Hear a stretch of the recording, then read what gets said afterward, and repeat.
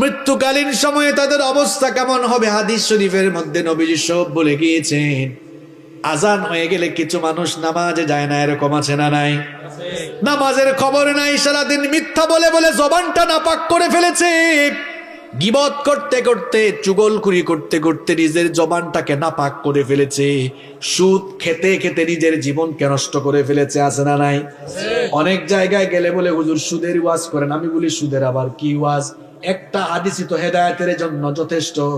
নবীজি বলেছেন সুদের 70টিরও বেশি গুনাহ আছে, তার মধ্যে সর্বনিম্ন গুনাহ হলো নিজের মায়ের সঙ্গে জেনা করা।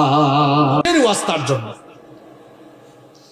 এই রকম অন্যায় করতে করতে, পাপ করতে করতে নিজেদের জীবনটাকে যারা বরবাদ করে ফেলেছে, মৃত্যু তো সবার কাছেই আসবে, নাকি আসবে না? এই লোকগুলোর যখন মৃত্যুর সময় চলে আসবে, মালাকুল মউত জাহান্নাম থেকে একদল ফেরেশতা নিয়ে তার কাছে আগমন করবেন।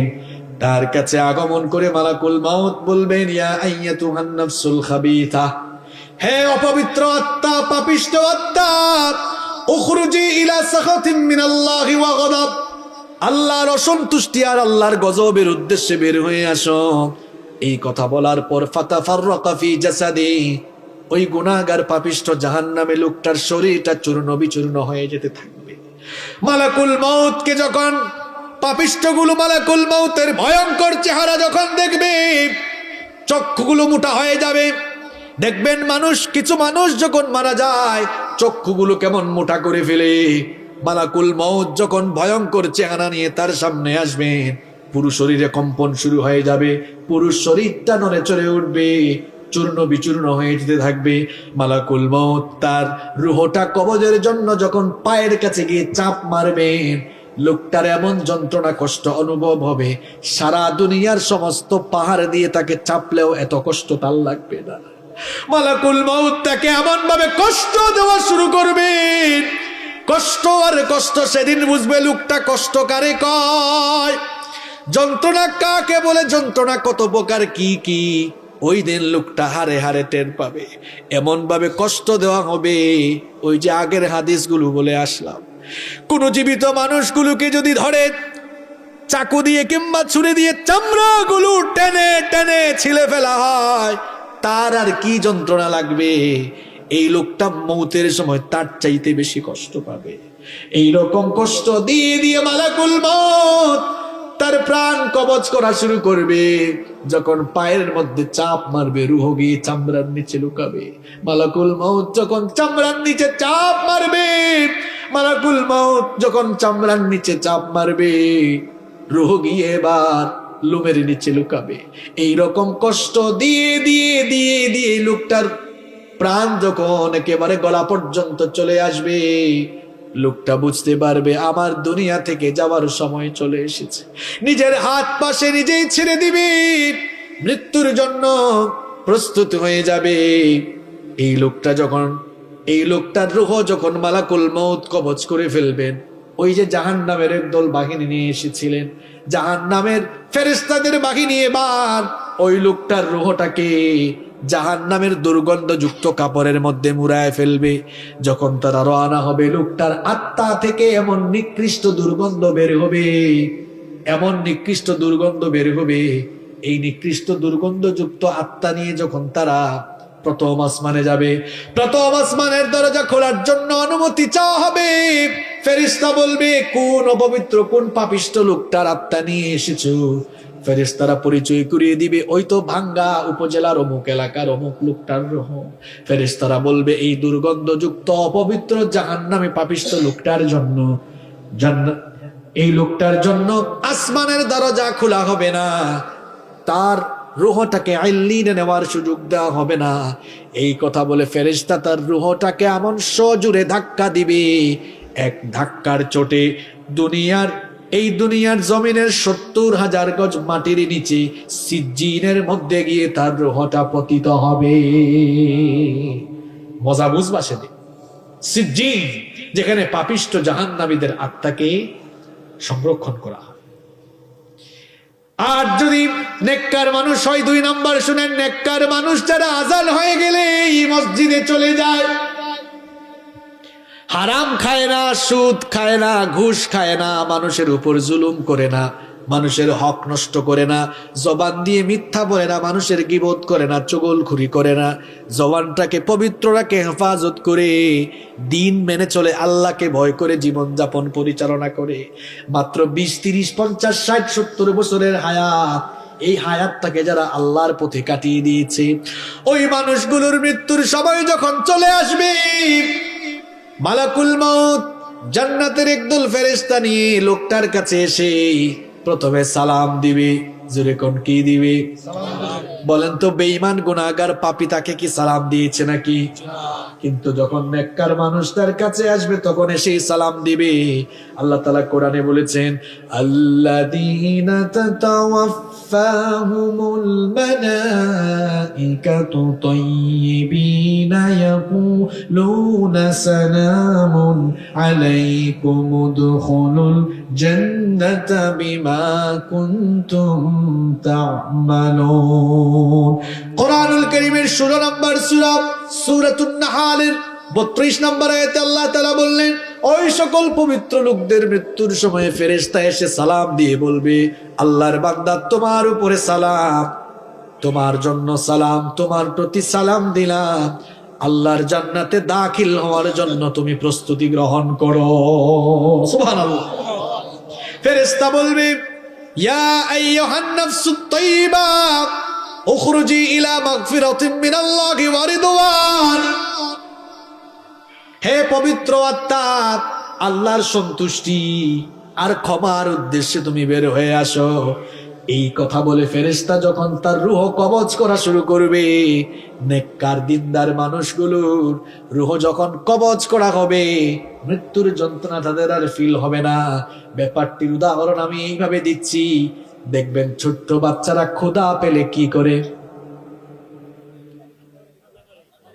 আপনাদের এলাকায় হাসে নাকি? ছোট্ট বাচ্চারা ক্ষুধা পেলে কি করে? কান্না করে। কান্না করার পর মা যখন সন্তানকে কুলে নিয়ে দুধ খাওয়ায়, দুধ পান করায়, বাচ্চা তখন কি কান্না করে নাকি? বাচ্চা তখন কান্না বন্ধ করে দুধ পান করে করে আরাম করে ঘুমিয়ে যায়। নেককার দিনদার আল্লাহওয়ালা মানুষ যারা, এদের মৃত্যুর সময় অবস্থা এমন হবে, একটি শিশু মায়ের কোলে দুধ পান করে যেমন আরাম করে ঘুমিয়ে যায়, ঠিক তেমনি ভাবে আল্লাহওয়ালা দিনদার মানুষগুলোর মৃত্যুর সময় ফেরেশতা এসে যখন জান্নাতের দৃশ্য তুলে ধরবে, জান্নাতের দৃশ্য দেখতে দেখতে দেখতে দেখতে আরাম করে সে ঘুমায়া যাবে। আল্লাহ এমন মৃত্যু আমাদেরকে নসিব করে দিও। আরো আসতে বলে না আমিন। তার রূহটাকে কবজ করার পর ফেরেশতারা এবার, জান্নাতি ফেরেশতারা এবার ওই পবিত্র লোকটার রূহটাকে এবার জান্নাতি কাফনের কাপড় দিয়ে মুড়াবে, জান্নাতি কাফনের কাপড় দিয়ে মুড়াবে। আর এমন সুগন্ধ তার আত্মা থেকে বের হতে থাকবে, মেশকের সুগন্ধির চাইতে আরো সুগন্ধি বের হতে থাকবে। প্রথম আসমানে যখন যাওয়া হবে, প্রথম আসমানে যাওয়ার পর আসমানের দরজা খোলার জন্য অনুমতি চাওয়া হবে। ফেরেশতা আহলান সাহলান, ওয়েলকাম ওয়েলকাম, মোবারকবাদ জানিয়ে দরজা খুলে দিবে আর বলবে, কোন লোকটার রূহ নিয়ে এসেছো? এত সুগন্ধি ছড়ায়, চতুর্দিক থেকে শুধু সুগন্ধি বের হয়। ফেরেশতারা পরিচয় করিয়ে দিবে, ভাঙ্গা উপজেলার অমুক এলাকার অমুক লোক। লোকটা বড় নামাজি ছিল, আল্লাহওয়ালা ছিল, মা বাবার খেদমত করতো, আল্লাহকে ভয় করে জীবন যাপন করতো, কোনোদিন হারাম আর অন্যায় পথে জীবন যাপন করে নাই। ফেরেশতারা ওয়েলকাম করে যখন প্রথম আসমানের দরজা খুলে দিবে, এইভাবে একটার পর একটা দরজা খুলতে খুলতে 7 আসমানের উপরে ইল্লিন রয়েছে। ইল্লিন হচ্ছে আল্লাহওয়ালা মুত্তাকি পরহেজগার জান্নাতি মানুষদের রূহ সংরক্ষণ করার জায়গা। ফেরেশতারা সেখানে নিয়ে ওই লোকটার রূহকে সংরক্ষণ করবে। আর তখন তাকে বলা হবে, ইয়া আইয়াতুহান নাফসুল মুতমাইন্না তুরজিই ইলা রাব্বিকি রাদিয়াতাম মারদিয়া ফাদখুলি ফি ইবাদি ওয়াদখুলি জান্নাতি। বলা হবে, হে প্রশান্ত আত্মা, হে প্রশান্ত আত্মা, আল্লাহর সন্তুষ্টির উদ্দেশ্যে বের হয়ে আসো, আল্লাহর নেককার বান্দাদের মধ্যে শামিল হও আর আল্লাহর জান্নাতের ভেতরে দাখিল হয়ে যাও। এটা হচ্ছে নেককারদের মৃত্যুর অবস্থা। 3 নম্বর কি বলেছিলাম? শহীদ। শহীদ যারা, এই দুনিয়ার সবচেয়ে বড় সৌভাগ্যবান হলো তারা। কারণ দুনিয়ায় যত প্রকারের মৌত রয়েছে, যত প্রকারের মৃত্যু রয়েছে, সর্বশ্রেষ্ঠ মৃত্যু হলো শাহাদাতের মৃত্যু।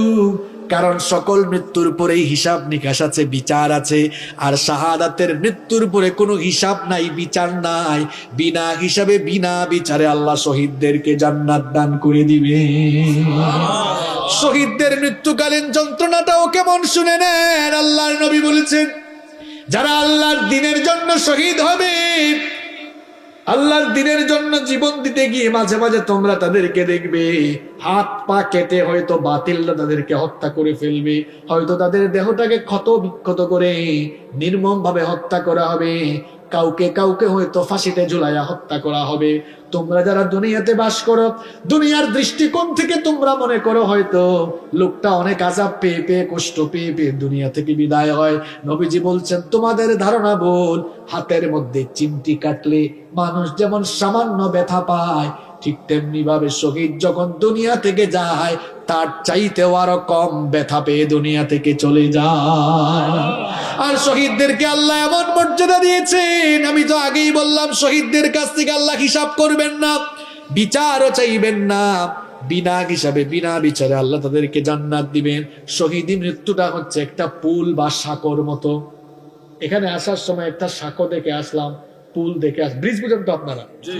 ব্রিজের কাজ হলো এক পাশের রাস্তা এক সাইডের সাথে আরেক সাইডের জুলা লাগানো। শহীদি মৃত্যুটা হলো একটা সাঁকো, এই পারে দুনিয়া আর সাঁকোটা হলো শহীদি মৃত্যু। এই শহীদি মৃত্যুর মাধ্যমে সাঁকোটা পাশ দিলেই, সাঁকোটা পাশ দেওয়া মাত্রই আল্লাহর জান্নাতের দরজা খুলে যায়। এই জন্য নবীজি নিজেই শহীদ হওয়ার জন্য ব্যাকুল ছিলেন। নবীজি বলেছেন, আমার মনটা চায় জিহাদ করে করে আমি শাহাদাতের পেয়ালা পান করি, আবার যদি আল্লাহ আমাকে জীবন দেন, আমার ইচ্ছা হয় আবার জিহাদ করি, আবার শহীদ হই। আমার ইচ্ছা হয় আবার যদি আল্লাহ জীবন দেন, আবার আমি জিহাদ করে শহীদ হয়ে জীবনটা আল্লাহর রাস্তায় বিলায়া দিই। সুবহানাল্লাহ পড়তে মন চায় না? আল্লাহর নবীর সাহাবী ওমর রাদিয়াল্লাহু আনহু কি কম মর্যাদার সাহাবী? হ্যাঁ, কি মনে করেন আপনি? নবীজি এই ওমর রাদিয়াল্লাহু আনহুর ব্যাপারে বলেছেন, আকাশের মধ্যে কত তারকা আছে বর্তমান বিজ্ঞান কি বলতে পেরেছে নাকি? আল্লাহর নবী বলেছেন, কিয়ামতের আগে কেউ যদি আকাশের তারকাগুলো গণনা করে শেষ করতেও পারে, তোমরা মনে রেখো আমার ওমর মুসলমান হওয়ার পরে কত যে নেক আমল করেছে, আমার ওমরের নেক আমলগুলো গুনে গুনে কেউ কোনোদিন শেষ করতে পারবে না। ওমর রাদিয়াল্লাহু আনহুর ব্যাপারে নবীজি কত বড় কথা বললেন শুনেন। নবীজি বললেন, লা নাবিয়্যা ওয়ালা রাসূলা মিন বাদি, আমার পরে কোনো নবী নাই, আমার পরে কোনো রাসূল নাই। লাউ কানা নাবিয়্যাম মিন বাদি লাকানা উমার, আমার পরে কেউ যদি নবী হওয়ার যোগ্যতা রাখতো, আমার ওমর আমার পরে নবী হয়ে যেত। সেই ওমর রাদিয়াল্লাহু আনহু হাত তুললে কি দোয়া করতেন শুনেন। আমার আপনার খাসলত হলো আমরা হাত তুললেই দোয়া করি, আল্লাহ সম্পদ আরো বাড়ায় দাও, আরো কিছু হায়াত দাও, ছেলে মেয়েকে এইটা করো ওইটা করো, চাকরিতে বরকত দাও, ব্যবসায় বরকত দাও। আর ওমর রাদিয়াল্লাহু আনহুর মুনাজাতটা কেমন ছিল শুনেন। তিনি হাত তুললেই দোয়া করতেন, আল্লাহুম্মা রযুকনি শাহাদাতান ফি সাবিলিক ওয়াজআল মাউতি ফি বালাদি রাসূলিক। তিনি বলতেন, অগরাব আমাকে তুমি রাসূলের পবিত্র শহরে মৃত্যু নসিব করে দিও, আর মৃত্যুর সময় শাহাদাতের মৃত্যু নসিব করে দিও। দোয়া কবুল হয়েছে, রাসূলের শহরেই শাহাদাতের মৃত্যু তার হয়েছে। সুবহানাল্লাহ। আল্লাহর নবীর সাহাবীরা শহীদ হওয়ার জন্য এইরকম পাগল পারা ছিলেন। এই জন্য শাহাদাতের তামান্না আমাদের দিলের ভেতরেও থাকার দরকার আছে না নাই? শাহাদাতের তামান্না যদি আমাদের দিলে থাকে, লাভটা হবে কি শোনেন। শাহাদাতের আকাঙ্ক্ষা যদি থাকে, যদি আপনি শহীদ না হন, একটা বেনিফিট আছে না নাই? নবীজি বলেছেন, মান সাআলাল্লাহু শাহাদাতি বিসিদকিন বাল্লাগাহুল্লাহু মানাজিলাশ শুহাদা ওয়া ইম্মা তাআলা ফিরাশি। নবীজি বলেছেন, কারো দিলের মধ্যে, কারো অন্তরের মধ্যে যদি শাহাদাতের তামান্না থাকে, আর লোকটা যদি শহীদ না হয়ে বিছানায় মারা যায়, দিলের মধ্যে শাহাদাতের তামান্না থাকার কারণে আল্লাহ তাআলা তাকে শহীদী মৃত্যুর মর্যাদা দান করে দিবে। মরতেই হবে যখন, শহীদী মরণ দিও আমাকে। শাহাদাত জানি শুধুই জীবন, সে জীবন দিও আমাকে। মরতেই হবে যখন, শহীদী মরণ দিও আমাকে। আমাকে শহীদ করে সেই মিছিলে শামিল করে নিও, যেই মিছিলের নেতা আমির হামজা, হুবাইব খাব্বাব, আল্লাহর ছিল যারা অতি প্রিয়, শহীদ করে নিও। বলেন আমিন। যারা আল্লাহর রাস্তায় মারা যায়, আল্লাহ বলছেন তারা মরে না, তারা জীবিত। সুবহানাল্লাহ পড়েন। আল্লাহর পথে যারা জীবন দিল, তাদেরকে মৃত বলো না। কোরআনের পথে যারা শহীদ হলো, তাদেরকে মৃত বলো না। ওরা তো চায়নি কো আয়েশে জীবন, চায়নি কো তারা জুলুম শোষণ। আল্লাহর এই পৃথিবীতে তারা, আল্লাহর এই পৃথিবীতে তারা চেয়েছিল আল্লাহর শাসন, তাদেরকে মৃত বলো না। অন্যায় আর মিথ্যার সাথে আপোষ করেনি তারা কোনো মতে। লাল তাজা খুন ঢেলে দিয়ে গেছে এই নগরী, এই রাজপথে। মৃত্যু তাদের কাছে নয় তো মৃত্যু আরেক নাম নবজীবনে।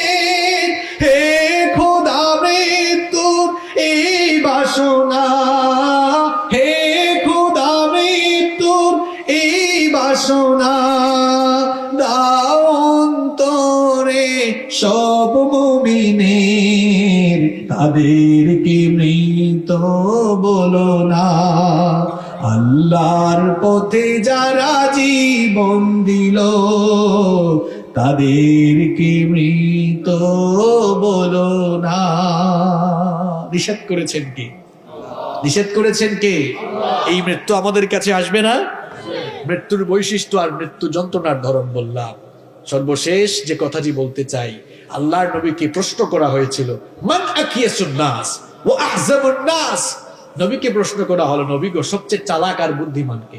এই প্রশ্ন আপনাদেরকে করলে ভাঙ্গার মানুষ তো চাঙ্গা জবাব দিবে, হুজুর কম বয়সে যারা মাল কামাইছে, জায়গা সম্পদ বাড়ি গাড়ি করে ফেলছে, এরাই চালাক।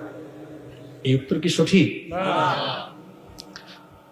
আপনি না হয় একটা বাড়ি বানিয়েছেন, একটা বাড়ি করতে করতে মানুষের 40-50 বছর সময় লেগে যায়। ধরলাম 60 বছর বাঁচবেন, 50 বছর লাগলো বাড়ি করতে, থাকবেন আর কয়দিন? কথা কর না কেন? এই 10 বছরে তো আরামে থাকার জন্য এত হারাম খড়ি করে যাচ্ছেন, আর কবরে কত হাজার কোটি বছর থাকবেন আপনি জানেন না। কবরের বাড়ি কি ভালো করে তৈরি করেছেন? নিজের বিবেককে প্রশ্ন করুন। আমি এমন বহু মানুষ দেখেছি, বাড়ি বানাচ্ছে বাড়ি বানাচ্ছে, বাড়িটা শেষ আর কয়েকদিন পর উঠে যাবে, ওই সময় মরে গেছে। আছে? আল্লাহ নবীকে জিজ্ঞেস করা হলো সবচেয়ে চালাক আর বুদ্ধিমান কে? নবীজি কি জবাব দিলেন দেখেন, আকসারুহুম যিকরাল লিল মাউত ওয়া আকসারুহুম ইসতিদাদাল লিল মাউত। নবীজি বললেন, মানুষের মধ্যে সবচেয়ে চালাক আর বুদ্ধিমান হলো সে ব্যক্তি যে বেশি বেশি মৃত্যুর কথা স্মরণ করে মৃত্যুর জন্য প্রস্তুতি গ্রহণ করে। সুবহানাল্লাহ। মৃত্যু পরবর্তী জীবনটাকে সুন্দর করার জন্য মৃত্যুর প্রস্তুতি গ্রহণ করে অন্যায় ছেড়ে দেন, অপকর্ম ছেড়ে দেন, আজান হলে নামাজে যান। আপনার তো দিনটা শুরু হয় শয়তানের গোলামি দিয়ে। নামাজ আদায় করলে খুশি হন কে? আল্লাহ। নামাজ চাললে খুশি হয় কে? কিরে ভাই, ফজরের নামাজ ছাইরা দিয়া আপনি কারে খুশি করে দিনটা শুরু করছেন? ফজরের নামাজে গেলে খুশি হন কে? আল্লাহ। গোলামি হয় কার? আর নামাজে না গেলে গোলামিটা হয় কার? তো আপনি কার গোলামি দিয়া দিন শুরু করেন? চেহারা সুরাতে মাইন্ডসেট জাত হলেও আপনি হচ্ছেন আসলে শয়তানের খাস গোলাম। নিজেকে আল্লাহর গোলাম বানান, আল্লাহর গোলাম বানান নিজেকে। 5 ওয়াক্তের নামাজ ছেড়ে দিয়ে শয়তানের গোলামি করে আল্লাহর গোলাম পরিচয় দিতে আপনার কি একটু লজ্জা শরম লাগে না মিয়া? আগে নামাজ ঠিক করেন। সালাত ইজ দ্য কি অফ সাকসেস, সালাত ইজ দ্য কি অফ প্যারাডাইস। নামাজ সফলতার চাবি, নামাজ জান্নাতের চাবি। যুবকরা, আজান হলে নামাজে যাইও ভাই, নামাজে যাইও। তোমরা নামাজের সামনের কাতারে থাকবা। তোমাদের এই বয়সটা চরিত্র গঠনের বয়স। আল্লাহ নবী বলেছেন, হাসরের মাঠে যখন আরশের ছায়া ছাড়া কোনো ছায়া থাকবে না, 7 শ্রেণীর মানুষকে আরশের ছায়ায় জায়গা দেওয়া হবে। তার মধ্যে এক শ্রেণী হচ্ছে ও শাবুন নাশাআ ফি ইবাদাতিল্লাহ। ওই যুবক যারা যৌবনকাল আল্লাহর ইবাদতে কাটিয়েছে, যুবকগুলোকে ডেকে ডেকে আল্লাহ আরশের ছায়ার নিচে জায়গা দিবেন। সুবহানাল্লাহ। আমার কলিজার টুকরা ভাইরা, যুবক ভাইরা যারা কলেজে বিশ্ববিদ্যালয়ে পড়ো, অনেকে এশার নামাজে যায় না, কয় পড়ার টাইম। তুমি এশার নামাজ আজান হয়ে গেলে মানে তোমার স্টাডি অফ করে দাও, বন্ধ করে দাও, নামাজ জামাতের সঙ্গে এসে পড়তে বসো, দেখবা তোমার মেধা শক্তি আরো প্রখর হয়ে যাবে ইনশাআল্লাহ। নামাজে যাইও। আর আমার বাবাদেরকে বলবো, অনেক বাবারা আছে আজানের সময় বিড়ি টানে, বিড়িটা ফু দেয়, ফুটে দেখে এটা কত দূর উপরে উঠছে। আছে এরকম? বাবারে, আজান হইলে নামাজে যাইয়েন। এই যে বিড়ি টানতেছেন, বিড়ি টানার মধ্যে মরে গেলে কি হবে? হ্যাঁ, আপনি আপনার মৌতের খবর জানেন? শোনেন, গতকাল রাতে দুনিয়ায় বহু মানুষ জিন্দা ছিল, আজ রাত তাদের কবরে প্রথম রাত হয়েছে। আগামীকাল আপনার কবরে প্রথম রাত হতে পারে। এই চিন্তা কেন আপনার মাথায় আসে না? কালকে মিটিং এর ডেট দিয়ে রাখছেন, এই আজকে ওয়াজ শুনে যাওয়ার সময় আপনার মৃত্যু হইতে পারে। এরকম বহু জায়গায় হয় না? ওয়াজ শুনে যাওয়ার সময় বক্তা মরে গেছে, শ্রোতা মরে গেছে, থাকবেন না দুনিয়াতে আপনি। Keep in your mind, মনে রাখবেন মৃত্যু আপনার সামনে, সামনে না, মৃত্যু পেছনে, কবর সামনে। মৃত্যুটা পেছনে তারা করছে, যে কোনো সময় আপনাকে ধরে ফেলবে আর কবরে নিয়ে যাবে। আর কবর খুব সাংঘাতিক জায়গা, কবরে কোনো ক্লাস নাই। রব্বুল আলামিন কোরআনুল কারীমের 23 নম্বর সূরা সূরাতুল মুমিনুনের 12 নম্বর আয়াত থেকে এবার বলছেন, وَلَقَدْ خَلَقْنَا الْإِنسَانَ مِنْ سُلَالَةٍ مِنْ طِينٍ ثُمَّ جَعَلْنَاهُ نُطْفَةً فِي قَرَارٍ مَكِينٍ ثُمَّ خَلَقْنَا النُّطْفَةَ عَلَقَةً فَخَلَقْنَا الْعَلَقَةَ مُضْغَةً فَخَلَقْنَا المضغة عظاما فكسونا العظام لحما। আল্লাহ তাআলা বলছেন, অবশ্যই আমি মানুষকে মাটির নির্যাস থেকে সৃষ্টি করেছি। পুরুষের স্পাম আর মহিলাদের অভাব, এই দুটুকে মিলে একত্রিত করে 1 ফোঁটা নাপাক পানি তোমার মায়ের জরায়ুর ভেতরে একেবারে সুরক্ষিত জায়গায় আমি রেখে দিলাম। আল্লাহ তাআলা বলছেন, বান্দারে তুমি তো কিছুই ছিলে না, 1 ফোঁটা নাপাক পানি থেকে তোমার পয়দা হয়েছে। এই দুনিয়াতে আসার পরে আমাদের অনেকের ফোঁটা নিয়ে তো বেড়ে যায়, কত ভাবসাব, কত অহংকার নিয়ে আমরা অনেকে চলাফেরা করি। অথচ আল্লাহ তাআলা বলছেন, 1 ফোঁটা নাপাক পানি থেকে তোমার পয়দা হয়েছে। এমন নাপাক পানি থেকে তোমার পয়দা হয়েছে, যেই নাপাক পানি ফুটা বের হয়ে গেলে মানুষের উপর গোসল ফরজ হয়ে যায়। এমন 1 ফোঁটা নাপাক পানি থেকে বান্দা তোমার পয়দা হয়েছে। ওই নাপাক পানি ফোঁটাকে আমি তোমার মায়ের জরায়ুর ভেতরে সুরক্ষিত জায়গায় রেখে দিলাম। এরপরে এই নাপাক পানি ফুটাকে জমাট বাঁধা রক্তে পরিণত করলাম। অতঃপর সেই জমাট বাঁধা রক্তকে আমি গোশতপিণ্ড পরিণত করলাম। তার উপরে সেই গোশতপিণ্ডকে বড় একটা হাড্ডিতে রূপান্তর করলাম। তখনও তোমার কান ছিল না, চক্ষু ছিল না, নাক ছিল না, ঠোঁট ছিল না, ফেস কাটিং ছিল না, কিছুই ছিল না, হাত ছিল না, পা ছিল না। আল্লাহ তাআলা বলছেন, এরপরে আমি হাড্ডির উপরে গোশতের পোশাক পরিয়ে দিয়ে তোমার হাত দিলাম, পা দিলাম, চোখ দিলাম, ঠোঁট দিলাম, নাক দিলাম, কান দিলাম, সুন্দর একটা ফেস কাটিং দিয়ে তোমার মায়ের গর্ভের ভেতরে আমি আল্লাহ তোমাকে বানালাম। এরপরে নির্দিষ্ট একটা সময় পর্যন্ত তোমার মায়ের গর্ভের ভেতরে আমি তোমাকে রেখে দিলাম। এরপরে ছোট্ট একটা বাচ্চার আকারে মায়ের পেটের ভেতর থেকে তোমাকে বের করে নিয়ে আসলাম। সুবহানাল্লাহ। এই পৃথিবীতে তুমি আসলে, আসার পরে এখানে তুমি চিরকাল থাকবে না। আল্লাহ তাআলা বলছেন, সুম্মা ইন্নাকুম বা'দা যালিকা লামাইয়িতুন, এরপরে তোমরা সবাই মৃত্যুর স্বাদ আস্বাদন করবে। সুম্মা ইন্নাকুম ইয়াওমাল কিয়ামাতি তুবআসুন, এরপরে তোমাদেরকে ডে অফ রিসারেকশন, পুনরুত্থান দিবসে তোমাদেরকে কবর থেকে উঠে হাসরের মাঠে একত্রিত করবেন কে? কিছুই ছিলাম না আমরা, আমাদেরকে সৃষ্টি করে পয়দা করে দুনিয়াতে পাঠিয়েছেন কে?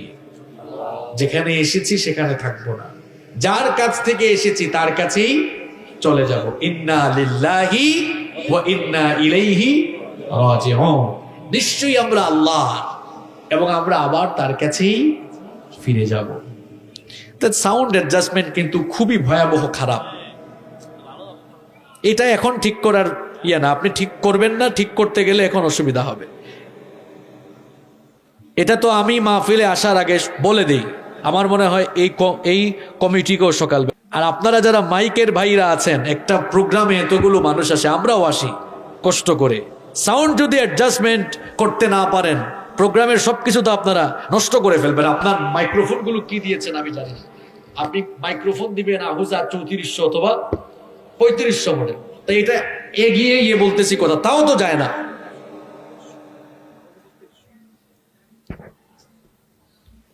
মাইক ভালো না হইলে 5-10 মিনিট বক্তব্য দেওয়া যায়, কিন্তু 1-1.5 ঘন্টা কোরআনের তাফসীর করা যায় না।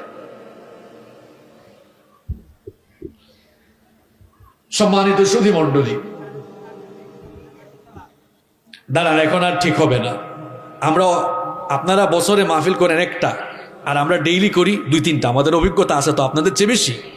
মাইক যদি আসরের সময়, মাগরিবের সময় ঠিক না করে, হুজুর উঠার পরে, বক্তা উঠার পরে মাইক ঠিক করতে যাবে, মাহফিলের অঘটন ঘটাইছেন।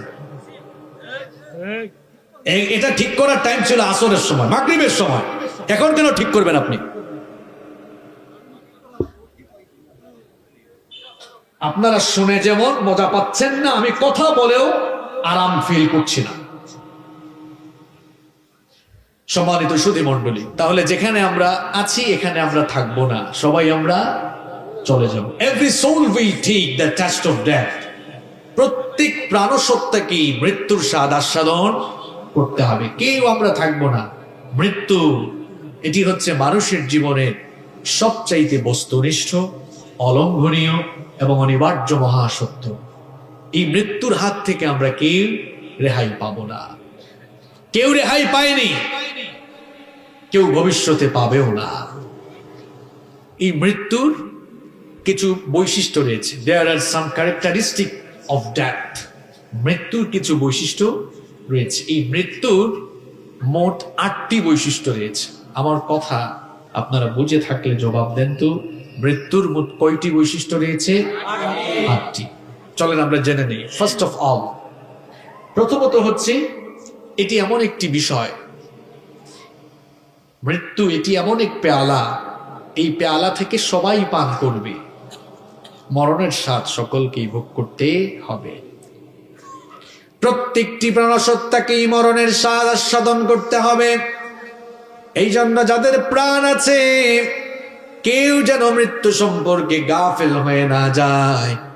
রব্বুল আলামিন এই মৃত্যুর কথা একটি আয়াতে নয়, কোরআনুল কারীমের ভিন্ন ভিন্ন 4টি জায়গায় আল্লাহ একই কথা 4 বার বলেছেন। কুল্লু নাফসিন যায়িকাতুল মাউত। তিন জায়গায় ভিন্ন ভিন্ন তিনটি জায়গায় একই কথা আল্লাহ তিনবার বলেছেন। সূরা আলে ইমরান 185 নম্বর আয়াত, সূরাতুল আম্বিয়া 35 নম্বর আয়াত, সূরাতুল আনকাবুত 57 নম্বর আয়াত। সেম কথা আল্লাহ কয়বার বলেছেন? তিনবার। আল্লাহ বলেছেন কুল্লু নাফসিন যায়িকাতুল মাউত, every soul will take the test of death, everyone will take the test of death. প্রত্যেককেই মরণের স্বাদ আস্বাদন করা লাগবে। আরবের এক কবিতার কবিতা এই জন্য বড় সুন্দর করে বলেছেন, আল মাউতু কাসুন কুল্লু নাসিন শারিবুন ওয়াল কবরু বাইতুন কুল্লু নাসিন দাখিলুন। মৃত্যু হচ্ছে এমন এক পেয়ালা, এই পেয়ালা থেকে সবাই পান করবে, আর কবর এমন একটি ঘর যেই ঘরে সকলকেই প্রবেশ করা লাগবে। বিভিন্ন মসজিদের মাইকে দেখবেন মাঝে মাঝে বিভিন্ন মানুষের মৃত্যুর খবর এলান হয়। বিভিন্ন মানুষের মৃত্যুর খবর ঘোষণা করতে করতে আর মসজিদের মাইক থেকে বিভিন্ন মানুষের মৃত্যুর খবর শুনতে শুনতে এমন একটা দিন আসবে, এমন একটা সময় আসবে যখন আপনার মৃত্যুর খবর মসজিদের মাইকে ঘোষণা হবে, যখন আপনার মৃত্যুর খবর দিকে দিকে মানুষকে শোনানো হবে। এই সময় আসবে কিনা বলেন? কত মানুষের জানাজায় আপনি গিয়েছেন। একটা সময় আসবে যখন চতুর্দিক থেকে মানুষেরা ছুটে আসবে আপনাকে জানাজা দেওয়ার জন্য। এখন রাত 10:45 বাজে। আগামীকাল 10:45 রাত 10:45 আপনি মাটির নিচে কবরে ঘুমিয়ে থাকতে পারেন। আপনি মনে করছেন হুজুর আমি তো সুস্থ মানুষ, আমি তো এত তাড়াতাড়ি যাওয়ার কথা না। পৃথিবীতে এমন বহু অসুস্থ মানুষ আছে, ডাক্তার বলেছে 3 দিনের ভেতর মারা যাবে, কিন্তু দেখা গিয়েছে আল্লাহ তার কুদরত দিয়ে 3 দিন নয় মাসের পর মাস আল্লাহ ওই রোগীকে বাঁচিয়ে রেখেছে। এরকম আছে না নাই? আবার পৃথিবীতে এমন বহু সুস্থ মানুষ আছে, সুস্থ শরীর নিয়ে রাতের বেলা ঘুমায়, ফজরের সময় ঘর থেকে লাশ বের হয়ে যায়। আছে এরকম? এখন যার হাতে একটা স্মার্টফোন আছে আর ফোনের মধ্যে যদি ইন্টারনেট কানেকশন থাকে, গোটা দুনিয়া তার হাতের মুঠায়, গোটা দুনিয়ার খবর সে মুহূর্তে নিয়ে ফেলতে পারবে। কিন্তু আমার বাবারা, আমার ভাইয়েরা, গোটা দুনিয়ার খবর যদিও আমরা মুহূর্তের মধ্যে নিয়েও ফেলতে পারি, আমরা কেউ জানি না আমাদের কার জন্য কাফনের কাপড় এসে দোকানে রেডি হয়ে আছে। কেউ জানেন আপনারা? হয়তো অনেকে ভাবতে পারে যে না আমি তো সুস্থ সবল মানুষ, কত সুস্থ মানুষ হঠাৎ করে মারা যাচ্ছে, এরকম আছে না নাই? সবাই চলে যাব। তাহলে মৃত্যুর প্রথম বৈশিষ্ট্য হচ্ছে সকলকে এই মৃত্যুর স্বাদ আস্বাদন করা লাগবে। নাম্বার 2 নম্বর হচ্ছে no one can escape from death. এই মৃত্যু থেকে কেউ পালিয়ে বাঁচতে পারবে না। ভাঙ্গা থানায় আপনার নামে মামলা হয়েছে, ভাঙ্গা থানায় আপনার নামে মামলা হওয়ার পর রাত 1টার দিকে পুলিশ ফোর্স নিয়ে বের হয়েছে আপনাকে অ্যারেস্ট করার জন্য। এক বন্ধু সেটা দেখেছে, দেখার পরে আপনাকে বলল দোস্ত তোর বাড়ির দিকে দেখেছি পুলিশ যাচ্ছে, যদি বাড়িতে থাকিস তাড়াতাড়ি বের হয়ে যা, পুলিশ পাইলেই কিন্তু তোরে অ্যারেস্ট করে ফেলবে। এই কথা শোনার পরে বন্ধু কি বাড়িতে থাকবে নাকি বাড়ি থেকে পালাবে? পুলিশের হাত থেকে বাঁচার জন্য হয়তো পালিয়ে, আপনি ঘর থেকে পালিয়ে পেছনের দরজা দিয়ে দৌড় দিয়ে হয়তো পুলিশের হাত থেকে রক্ষা পাবেন। কিন্তু যেই দিন যেই সময় মালাকুল মউত চলে আসবে, দৌড়াইয়া কুল পাবেন না, যেখানেই যান না কেন মালাকুল মউত সামনে এসে দাঁড়িয়ে যাবে। এই জন্য রব্বুল আলামিন কোরআনুল কারীমে 4 নম্বর সূরা সূরাতুন নিসা এর 78 নম্বর আয়াতের মধ্যে বললেন আইনামা তাকুনু ইউদরিকুমুল মাউতু ওয়ালাউ কুনতুম ফি বুরুজিন মুশাইয়াদা। যেখানেই থাকো না কেন আর যেই অবস্থায় থাকো না কেন, মৃত্যু থেকে বাঁচার জন্য তোমরা যদি কোনো উঁচু টিলায় গিয়ে অবস্থান নাও, আর যদি মনে করো ওই উঁচু টিলায় অবস্থান নিলে মৃত্যুর হাত থেকে তোমরা রেহাই পাবে, এই কথা মনে করো না। যেখানে যাও না কেন মৃত্যু তোমাদের সঙ্গে মোলাকাত করবে। আমার রব্বুল আলামিন কোরআনুল কারীমের 62 নম্বর সূরা সূরাতুল জুমুআহ 8 নম্বর আয়াতে আরো সুন্দর করে বললেন, কুল ইন্নাল মাউতাল্লাযী তাফিরুনা মিনহু ফাইন্নাহু মুলাকীকুম সুম্মা তুরাদ্দুনা ইলা আলিমিল গায়বি ওয়াশ শাহাদাতি ফায়ুনাব্বিউকুম বিমা কুনতুম তা'মালুন। আরবের প্রখ্যাত কবি জুহাইর তার কবিতায় কয়েকটি সুন্দর লাইন লিখলেন। এই কবিতার লাইনগুলো এই আয়াতের ভাবার্থ হয়ে গেল। তিনি তার কবিতায় বড় চমৎকার করে লিখলেন, ওয়ামান হাবা আসবাবাল মানায়া ইয়ানাল্লাহু, ওয়ামান হাবা আসবাবাল মানায়া ইয়ানাল্লাহু, ওয়া ইয়ুরকা আসবাবাস সামাআ বিসুল্লামি। আর আমার দেশের কবি একজন লিখেছেন, মরণ থেকে পালাও তুমি, সেই মরণ তোমায় লইবে গিরি, যদিও সুদূর আকাশ পানে লোকাও সেথায় লাগে সিঁড়ি। এ মহারোগের ঔষধ নাই, এ মহারোগের চিকিৎসক নাই, নাই সেই ঔষধ জগতে, খুঁজিয়া কাতর হইলে কি হবে, পারিবে না তারে ফিরাতে। আচ্ছা, মৃত্যুর কি কোনো ট্যাবলেট আছে, কোনো ক্যাপসুল আছে, কোনো সিরাপ আছে?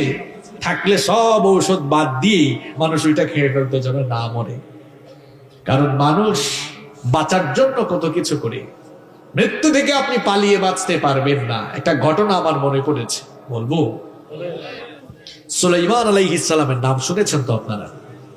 হ্যাঁ, তিনি কে ছিলেন? একজন নবী ছিলেন, বাবাও নবী, ছেলেও নবী। বাবার নাম কি, কে বলতে পারবেন? মাশাআল্লাহ, দাউদ আলাইহিস সালাম। সাইয়েদনা সুলাইমান আলাইহিস সালাম, রব্বুল আলামিন তাকে একদিকে নবুয়ত দিয়েছিলেন, অন্যদিকে তাকে পৃথিবীর বাদশাহী দান করেছিলেন। তিনি কেবলমাত্র মানুষ নয়, জিনদেরকেও তিনি শাসন করেছেন। আল্লাহ তাআলা তাকে এমন মুজিজা দিয়েছেন, মাত্র 13 বছর বয়সে তিনি তার বাবার রেখে যাওয়া সিংহাসনে আরোহণ করে গোটা পৃথিবী তিনি শাসন করেছেন। আর রব্বুল আলামিন তাকে এমন মুজিজা দিলেন, তিনি যখন সকালবেলা ভোরবেলা তার সিংহাসনে আরোহণ করতেন, বিনা ইঞ্জিনে বাতাসের মাধ্যমে 1 মাসের পথ তিনি চলে যেতেন। আবার যখন বিকেল বেলা সন্ধ্যা বেলা তার সিংহাসনে আরোহণ করতেন, বিনা ইঞ্জিনে বাতাসের মাধ্যমে 1 মাসের পথ আবার ফিরে আসতেন। পিপিলিকার ভাষা বুঝতেন, পাখির ভাষা বুঝতেন। এই মুজিজা তাকে দিয়েছেন কে? আল্লাহ। সুলাইমান আলাইহিস সালামের কাহিনী শুনুন। সুলাইমান আলাইহিস সালামের একজন সিনিয়র মন্ত্রী ছিল। তিনি তার মন্ত্রীকে নিয়ে বসে আছেন। এমন সময় মালাকুল মউত মানুষের বেশ ধরে সাইয়েদনা সুলাইমান আলাইহিস সালামের কাছে আসলেন। সাইয়েদনা সুলাইমান আলাইহিস সালামের সাথে কথোপকথন শেষ করে তিনি যখন চলে যাচ্ছিলেন, ওই মন্ত্রীর দিকে একটু করে তাকালেন। মন্ত্রী ভয়ে ভীত বিহ্বল হয়ে গেল। মালাকুল মউত চলে যাওয়ার পরে মন্ত্রী বলল, ওগো আল্লাহর নবী সুলাইমান, কিছুক্ষণ আগে আপনার কাছে যে লোকটি এসেছিলেন তাকে তো চিনলাম না, জীবনে কোনোদিন তাকে দেখি নাই। এই লোকটার পরিচয় একটু বলেন। সুলাইমান আলাইহিস সালাম তার মন্ত্রীকে বললেন, ও আমার মন্ত্রী শোনো, ইনি কোনো সাধারণ মানুষ না, মানুষের বেশ ধরে মালাকুল মউত আমার কাছে এসেছিলেন। এই কথা শোনা মাত্রই মন্ত্রীর কলিজা আরো কেঁপে উঠল। সে তখন বলল, গো আল্লাহর নবী সুলাইমান, এই জন্য তো লোকটা যাওয়ার সময় আমার দিকে এমন ভাবে তাকিয়েছিল, আমার পুরো কলিজা কেঁপে উঠেছিল। তার তাকানোর ভাব দেখে আমি বড় ভীত সন্তুষ্ট হয়ে গিয়েছিলাম। গো আল্লাহর নবী সুলাইমান, আল্লাহ তাআলা তো আপনাকে মুজিজা দিয়েছেন, বাতাসকে আপনার আদেশের অনুগত করে দিয়েছেন। আপনি বাতাসকে হুকুম করেন, বাতাস যেন আমাকে এখান থেকে নিয়ে হিন্দুস্তানের একটা দূরবর্তী জায়গায় রেখে আসে। সাইয়েদনা সুলাইমান আলাইহিস সালাম তার মন্ত্রীর কথা মোতাবেক বাতাসকে আদেশ করলেন, আর বাতাস তার মন্ত্রীকে নিয়ে হিন্দুস্তানের একটি দূরবর্তী জায়গায় রেখে আসলো। পরের দিন মালাকুল মউত সাইয়েদনা সুলাইমান আলাইহিস সালামের কাছে যখন আসলেন, সুলাইমান আলাইহিস সালাম প্রশ্ন করলেন, কি ব্যাপার, গতকাল তুমি যখন আমার কাছে এসেছিলে আমার মন্ত্রীর দিকে কেমন করে তাকিয়েছিলে বলো? বেচারা আমার মন্ত্রী তো বড় ভয় পেয়ে গিয়েছিল, ভীত সন্ত্রস্ত হয়ে গিয়েছিল। মালাকুল মউত তখন বললেন, ওগো আল্লাহর নবী সুলাইমান, আমি আপনার সাথে সাক্ষাৎ করে কথাবার্তা শেষ করে যখন চলে যাচ্ছিলাম, লোকটার দিকে যখন তাকালাম রীতিমতো আমি অবাক হয়ে গেলাম। কারণ আপনার সাথে সাক্ষাৎ শেষ করার পরে আল্লাহর দেওয়া শিডিউল ছিল এই লোকটার জান আমি কবজ করব হিন্দুস্তানের একটা জায়গা থেকে। মনে মনে চিন্তা করলাম, যে লোকটার জান এখন গিয়ে আমি হিন্দুস্তান থেকে কবজ করব, এই মুহূর্তে সে আপনার পাশে কি করে? লোকটাকে আপনার পাশে দেখে আমি বড় অবাক হয়ে গেলাম। এই জন্য তার দিকে আমি অবাক নয়নে তাকিয়েছিলাম। কিন্তু আরো অবাক হয়ে গেলাম আমি আল্লাহর শিডিউল মোতাবেক কিছুক্ষণ পরেই যখন হিন্দুস্তানের ওই জায়গায় গেলাম, লোকটাকে আবার গিয়ে ওই জায়গাতে পেয়ে গেলাম। ব্যাপার বুঝলাম না, এত কম সময়ে লোকটা এই জায়গায় চলে আসলো কেমনে? সুলাইমান আলাইহিস সালাম পুরো ঘটনা শোনালেন। পুরো ঘটনা শুনিয়ে বললেন, আহারে মালাকুল মউত, শোনো, আমার মন্ত্রী বেচারা মৃত্যু থেকে বাঁচার জন্য হিন্দুস্তান পর্যন্ত গিয়েও তো কোনো লাভ হলো না, মরণের হাত থেকে সে রেহাই পেল না। মরণের হাত থেকে রেহাই পেয়েছে। ঘটনা কি মন দিয়ে শুনছেন আপনারা? আমি কিন্তু কোরআন হাদিসের বাইরে কোনো কিচ্ছা বলবো না, মনোযোগ দিয়ে শুনবেন। নাকি ঘুম চলে আসছে আপনাদের? তাহলে মৃত্যুর 2 নম্বর বৈশিষ্ট্য আমরা পেলাম, এই মৃত্যু থেকে কেউ পালিয়ে বাঁচতে পারবে না। মৃত্যুর কয়টা বৈশিষ্ট্য বলবো বলছিলাম? কয়টা বলছি কয়টা? 2টা। নাম্বার 3 নম্বর হচ্ছে no one can leave from death home. মৃত্যুর থাবা থেকে কেউ রেহাই পাবে না, এমনকি পয়গম্বরেরা পর্যন্ত মৃত্যুর থাবা থেকে রেহাই পান না। আল্লাহু আকবার। বলেন তো, এই পৃথিবীর সমস্ত মানুষের বাপের নাম কি? আর একটু জোরে বলেন। আরে ভাঙ্গার মানুষ তো চাঙ্গা হওয়ার কথা, জবাবও চাঙ্গা হবে, তাই না? তাইলে বলেন, পৃথিবীর সমস্ত মানুষের বাবার নাম কি? আদম আলাইহিস সালাম কি মৃত্যুর হাত থেকে রেহাই পেয়েছেন নাকি? এবার শুনুন, ঘটনা তো আরেকটা মনে পড়ে গিয়েছে, বলবো নাকি বিরক্ত লাগে, খারাপ লাগে? সাইয়েদনা আদম আলাইহিস সালামকে রব্বুল আলামিন তার নিজের কুদরতি হাতে বানালেন। সাইয়েদনা আদম আলাইহিস সালামকে রব্বুল আলামিন তার নিজের কুদরতি হাতে বানানোর পরে নিজেই তার ভেতরে আল্লাহ রূহ ফুঁকে দিলেন। এরপরে সাইয়েদনা আদম আলাইহিস সালামের পিঠের মধ্যে হাত বুলিয়ে এই পৃথিবীতে আদমের অনাগত সকল সন্তানদের রূহগুলোকে আল্লাহ বের করে আনলেন। সাইয়েদনা আদম আলাইহিস সালামের সামনে কিয়ামত পর্যন্ত দুনিয়ায় আদম আলাইহিস সালামের যত সন্তানরা আসবে, অর্থাৎ সমস্ত মানুষের রূহ আল্লাহ আদম আলাইহিস সালামের সামনে হাজির করে একটি রূহ সভা করলেন। বলেন তো, জনগণ দিয়ে কি সভা হয়? আর একটু জুড়ে বলেন, জনগণ দিয়ে কি সভা হয়? জনসভা। আর আদম আলাইহিস সালামের সামনে আল্লাহ সব রূহ একত্রিত করে কি সভা আল্লাহ করলেন? আর একটু জুড়ে বলেন, রূহ সভা। আদম আলাইহিস সালামের সামনে এতগুলো রূহ।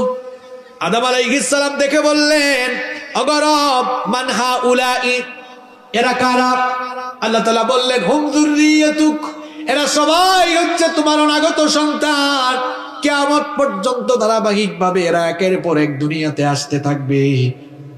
আদম আলাইহিস সালাম বললেন, এত সন্তান আমার দুনিয়াতে আসবে নাকি? আল্লাহ বললেন, হ্যাঁ। আল্লাহ বললেন, আদম শোনো, উমরুকা আলফা সানা, আমি তোমাকে 1000 বছর হায়াত দিয়েছি। জোরে কোন, কত বছর? আর একটু জোরে বলেন, কত বছর? আদম আলাইহিস সালাম বললেন, বুঝলাম, আমাকে তুমি 1000 বছর হায়াত দিয়েছ। আদম আলাইহিস সালাম সামনে থাকা রূহগুলোর দিকে তাকালেন। হঠাৎ করে একটা রূহের দিকে তার নজর গেল। তিনি বললেন, ওগো রব, মান হাদা, এটাকে, এটা কার রূহ? আল্লাহ তাআলা বললেন হাদা ইবনুকা দাউদ, এটা তোমার ছেলে দাউদ, আমি তাকে নবী বানাবো। এই কথা শুনে আদম আলাইহিস সালাম খুশি হলেন, খুশি হয়ে বললেন ওগো রব, আমার ছেলে দাউদকে তুমি কত বছর হায়াত দিয়েছো? আল্লাহ তাআলা বললেন সিত্তুনা সানা, 60 বছর। জোরে কোন কত বছর? 60। আর আদম নবীর কত বছর? 1000 বছর। আদম আলাইহিস সালামের ছেলে দাউদ নবীর হায়াত কত বছর? 60 বছর। 60 বছর। এই কথা শুনে আদম আলাইহিস সালাম বললেন ওগো আল্লাহ, তুমি আমাকে 1000 বছর হায়াত দিয়েছো, আর আমার এত সুন্দর ছেলে দাউদকে তুমি মাত্র 60 বছর হায়াত দিয়েছো। মাবুদ গো, আমার হায়াত থেকে 40 বছর মাইনাস করে আমার ছেলে দাউদকে আরো 40 বছর হায়াত আমার তরফ থেকে দিয়ে দাও। তাহলে দাউদ আলাইহিস সালামের বয়স ছিল 60, আদম আলাইহিস সালামের কাছ থেকে 40 এড হলে 60 আর 40 হয় কত? 100। এখন ছেলের জন্য বাপের দাবি কবুল করে ফেললেন কি আল্লাহ?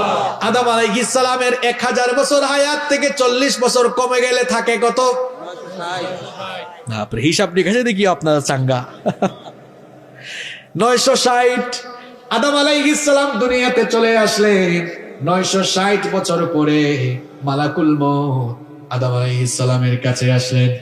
আদম আলাইহিস সালাম আদম আলাইহিস সালাম মালাকুল মউতকে বললেন, কি ব্যাপার, এখন তুমি এসেছো কেন? এখনো তো টাইম হয় নাই, আমাকে তো আল্লাহ 1000 বছর হায়াত দিয়েছেন। মালাকুল মউত বললেন, আপনি যে আপনার ছেলে দাউদকে 40 বছর দিয়ে ফেলেছেন, এটা কি ভুলে গিয়েছেন নাকি? আদম আলাইহিস সালাম বললেন, না আমি দেই নাই।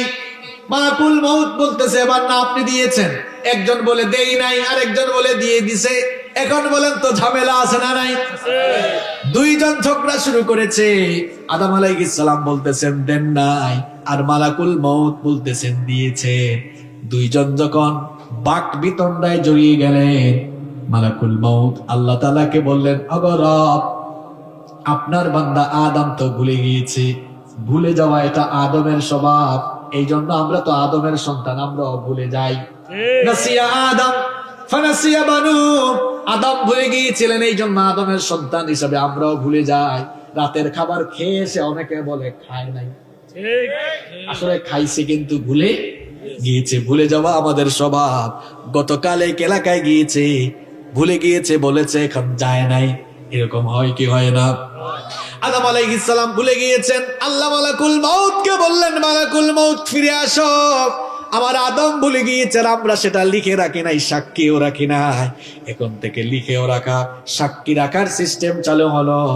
আদমকে আরো 40 বছরই দিয়ে দাও, 40 বছর দাও। 1000 বছর যখন হায়াত হলো, এরপরে কি আদম নবী থেকেছেন নাকি দুনিয়া থেকে চলে গিয়েছে?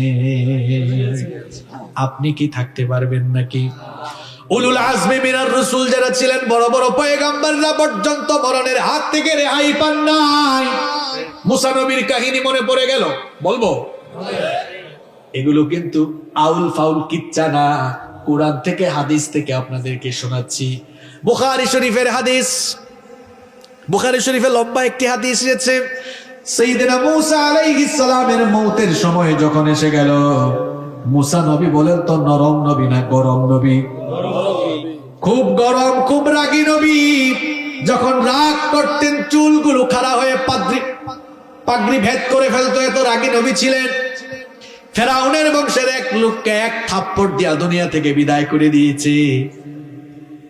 থাপ্পড়ের ওজনটা কম না বেশি? রাগ কম না বেশি? মূসা নবীর কাছে মালাকুল মউত আসলেন। মূসা নবীকে এসে বললেন, মালাকুল মউত, আমি মালাকুল মউত আপনার কাছে এসেছি। মূসা নবী বললেন, তো কি হয়েছে? দেখছেন অবস্থা? মালাকুল মউত বললেন, কি হয়েছে মানে আমি কেন আসি আপনি কি জানেন না? মূসা নবী বললেন, কেন এসেছো? মালাকুল মউত বলল, আমি আপনার জান কবজের জন্য এসেছি। মূসা নবী বললেন, আসো, জান এসে কবজ করো। ফালাম্মা জাআহু সাক্কাহু, যখন মালাকুল মউত মূসা নবীর কাছে আসলেন, মূসা নবী মালাকুল মউতের চোখের উপরে এক থাপ্পড় মারলেন, চক্ষুটা বের হয়ে গেল। আল্লাহু আকবার। এক থাপ্পড় খাইয়া মালাকুল মউত আল্লাহর কাছে চলে গেলেন। আল্লাহর কাছে গিয়ে বললেন, আরসালতানি ইলা আব্দুল্লাহ ইউরিদুল মাউত, ওগো রব এমন এক লোকের কাছে আমাকে পাঠিয়েছো, গিয়েছিলাম তার জান কবজ করতে, উল্টা আমার জানই কবজ করে ফেলতেছিল। আল্লাহ তাআলা বললেন, মালাকুল মউত ফিরে যাও আমার নবী মূসার কাছে, গিয়ে বলো আমার নবী মূসা তিনি যদি আরো হায়াত চান, তিনি যেন একটা ষাঁড়ের পিঠের উপরে তার হাত রাখেন। ষাঁড় বুঝেন তো আপনারা? একটা ষাঁড়ের পিঠের উপরে হাত যেন রাখেন, তিনি তার হাত দিয়ে যতগুলো লোম ঢাকতে পারবেন, প্রত্যেকটি লোমের বিনিময়ে আল্লাহ তাকে এক এক বছর করে হায়াত বাড়িয়ে দিবে। মুসা আলাইহিস সালাম তো বুদ্ধিমান বিচক্ষণ নবী, তিনি মালাকুল মউত কি পাল্টা কোয়েশ্চেন করলেন, বুঝলাম প্রত্যেকটা লোমের বিনিময়ে না হয় এক এক বছর হায়াত বাড়বে, ওই হায়াত যখন ফুরিয়ে যাবে তখন কি হবে? মালাকুল মউত বললেন, তখন আপনাকে মরা লাগবে, মৃত্যুর স্বাদ ভোগ করা লাগবে। তখন মুসা আলাইহিস সালাম বললেন, যেহেতু মৃত্যুর স্বাদ ভোগ করতেই হবে, সেহেতু আমি লেট করব না, আমার রূহ কবজ করে ফেলো, আমি আমার মাওলার সঙ্গে দিদার লাভ করতে চাই। সুবহানাল্লাহ। তাহলে বলেন, মৃত্যু থেকে কেউ রেহাই পেয়েছে? আপনি রেহাই পাবেন? কয় নাম্বার? 3 নাম্বার বৈশিষ্ট্য বলুন। কষ্ট হচ্ছে আপনাদের? Number 4, 4 number, the time of death is determined by Almighty Allah and it doesn't come with anyone's permission. মৃত্যুর সময়টাও নির্ধারণ ফিক্সড করে দিয়েছেন কে? আল্লাহ। ফিক্সড করে দিয়েছেন কে? আল্লাহ। মৃত্যু কারো কাছে পারমিশন নিয়ে আসে? মৃত্যুর সময়টা অবধারিত, ফিক্সড টাইম। এই টাইম যখন চলে আসবে আর আপনাকে রেহাই দেওয়া হবে না। কোরআনুল কারীমের 7 নম্বর সূরা সূরাতুল আরাফের 34 নম্বর আয়াতে রব্বুল আলামিন বললেন, ওয়ালিকুল্লি উম্মাতিন আজাল ফাইযা জাআ আজালুহুম লা ইস্তাখিরুনা সাআতান ওয়া লা ইস্তাকদিমুন। আল্লাহ তাআলা বলছেন, প্রত্যেকের জন্য অবকাশের একটি নির্ধারিত সময় রয়েছে। ওই সময় ফুরিয়ে যখন মানুষের মৌতের সময় চলে আসবে, তখন এক মুহূর্ত বিলম্ব করা হবে না, আবার এক মুহূর্ত সময়ও পিছিয়ে দেওয়া হবে না। যথাসময়ে মরণের স্বাদ আপনাকে ভোগ করা লাগবে। নাম্বার 5 নম্বর হচ্ছে, the place of death is determined by almighty Allah. কোন জায়গায় আপনি মারা যাবেন এটা ফিক্সড করে রেখেছেন কে? আল্লাহ। আপনার মৃত্যু ঘরের ভেতরে হতে পারে, প্যান্ডেলের ভেতরে হতে পারে, নামাজের মধ্যে হতে পারে, এমনকি কপালে খারাপি থাকলে এমনও হতে পারে টয়লেটের টাঙ্কির উপরেও মরা লাগতে। কোথায় আপনি মরবেন আপনি নিজেও জানেন না। কোরআনুল কারীমের 31 নম্বর সূরা লুকমানের 34 নম্বর আয়াতের শেষাংশে রব্বুল আলামিন বললেন, ওয়ামা তাদরি নাফসুম বিআইয়ি আরদিন তামুতু ইন্নাল্লাহা আলিমুন খাবীর। আল্লাহ তাআলা বলছেন, কেউ জানে না কোন জমিনে সে মারা যাবে, একজনই কেবল জানেন, তিনি কে? আল্লাহ। নাম্বার 6 নম্বর হচ্ছে, Almighty Allah creates the need at the place of death. যেখানে আপনার মৃত্যু হবে, যে জায়গায়, ওই জায়গায় একটা প্রয়োজন সৃষ্টি করে দেন কে? মনে করেন আপনার মৃত্যু হবে কাঁঠালবাড়ি ফেরিঘাটে, ওই জায়গাটা আপনার মৃত্যুর জায়গা। মৃত্যুর আগে দেখবেন ওই জায়গায় আপনার যাওয়ার জন্য একটা প্রয়োজন সৃষ্টি হয়ে যাবে। যদি আপনার মৃত্যুটা ফিক্স থাকে ঢাকা মেডিকেল কলেজ হাসপাতালে, এমন রোগ দিবে ভাঙ্গা কিংবা ফরিদপুরে গেলে ডাক্তাররা বলবে এখানে কাজ হবে না, ঢাকায় নিয়ে চলে যান। অর্থাৎ যেখানে আপনার মৃত্যুর ফয়সালা হয়ে আছে সেখানে যাওয়ার একটা প্রয়োজন সৃষ্টি করে দিবেন কি? নাম্বার 7 নম্বর হচ্ছে, the decision of death is determined by Almighty Allah. মৃত্যুর ফয়সালা জমিন থেকে হয় না, আসে কোন জায়গা থেকে? আল্লাহর তরফ থেকে।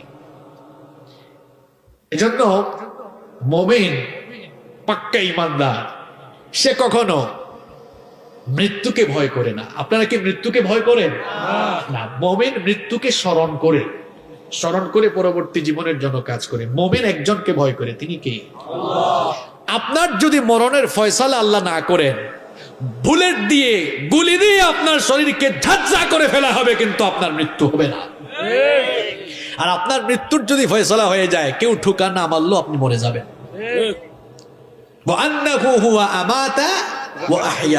তিনি জন্মদানকারী, তিনি হচ্ছে মৃত্যুদানকারী। এই জন্য আল্লাহ ছাড়া কাউকে ভয় করবেন না, আল্লাহ ছাড়া কাউকে ভয় করবেন না। যে ব্যক্তি আল্লাহ ছাড়া দুনিয়ার মানুষকে ভয় করে, তামাম দুনিয়া তারে ভয় দেখায়। আর যার অন্তরে আল্লাহর ভয় আছে, তামাম দুনিয়া তার হুঙ্কারে ভয় পায়। এজন্য একজনকে ভয় করব, তিনি কে? যাদের হৃদয়ে আছে আল্লাহর ভয়, তারা কভু পথ ভুলে যায় না। আল্লাহর প্রেম ছাড়াই দুনিয়ায় কারো কাছে কোনো কিছু চায় না, কারো কাছে কোনো কিছু চায় না। আমরা একজনকে ভয় করি, তিনি কে? এবার আসুন নাম্বার 8 এবং সর্বশেষ হচ্ছে, there is no serial of death. মৃত্যুর কোন সিরিয়াল। আমার এখানে অনেক যুবক ভাইরা আছে, এরা মনে করে কি জানেন, আমি তো এখন তাগড়া জোয়ান, আমি এখন মরবো না, আমার চুল দাড়ি পেকে যাক, হাতে যখন লাঠি নিব, বুড়ো হব, তখন আমি মারা যাব। আমার সেই সকল যুবক ভাইদেরকে বলবো, শয়তান তার প্রতারণার জাল বিস্তার করে তার ফাঁদের ভেতরে আপনাকে আটকে রেখেছে। আপনি মনে করছেন আপনি বুড়ো হবেন, এই আশায় কিন্তু আজান হলে আপনি নামাজে যান না। অনেক যুবক আছে, এদেরকে নামাজের কথা বললে বলে আমাদের এখনো মরণের সময় আসে নাই, আমরা বুড়ো হই, চুল দাড়ি পাকুক, তারপরে নামাজ আমরা আদায় করব। আমার কলিজার টুকরা যুবক ভাইগুলোকে বলতে চাই, ভাইরে শুনে রাখো, মৃত্যুর কোনো সিরিয়াল নাই। দুনিয়াতে আসার জন্য সিরিয়াল আছে, কিন্তু যাওয়ার বেলা কোনো সিরিয়াল মেইনটেইন হয় না। যাওয়ার বেলা মাঝে মাঝে সিরিয়াল ব্রেক হয়ে যায়, দুনিয়াতে আসার বেলা সুন্দর করে সিরিয়াল মেইনটেইন হয়। যেমন প্রথমে আসেন দাদা, তারপরে বাবা, এরপরে ছেলে, তারপরে দাদার ঘরে নাতি হয়। এইরকম আসার বেলা সুন্দর সিরিয়াল মেইনটেইন হয়, কিন্তু যাওয়ার বেলা কোনো সিরিয়াল মেইনটেইন হয় না। মাঝে মাঝে এমন করুণ দৃশ্য আমরা দেখি, ছেলের লাশ বাবা কবরে নামায়, অথবা নাতির লাশ দাদা কবরে নামায়। আছে না নাই? কত জানাজার পড়েছি নামাজ, দিয়েছি কত দাফন, কত জানাজার পড়েছি নামাজ, দিয়েছি কত দাফন। কোথায় যেন আছে আমার তৈরি সাদা কাফন, জানাজার পড়েছি নামাজ, দিয়েছি কত দাফন, কত জানাজার পড়েছি নামাজ, দিয়েছি কত দাফন। বাঁশের ঝাড় আছে এলাকায়, বাঁশের ঝাড় আছে। কোন বাতাসে কোথায় যেন দুলছে বাঁশের ঝাড়, কোন সে মাটি কোনখানে ডাকে রে বারবার। কোন বাঁশ ঝাড়ের কোন বাঁশ দিয়ে যে আপনার কবরে ছাউনি দেওয়া হবে, এই চিন্তা কি কখনো মাথায় আসে না আপনার? কোন বাতাসে কোথায় যেন দুলছে বাঁশের ঝাড়, কোন সে মাটি কোনখানে ডাকে রে বারবার। খাটিয়া বহন করে কয়জন? আরেকটু জোরে বলেন।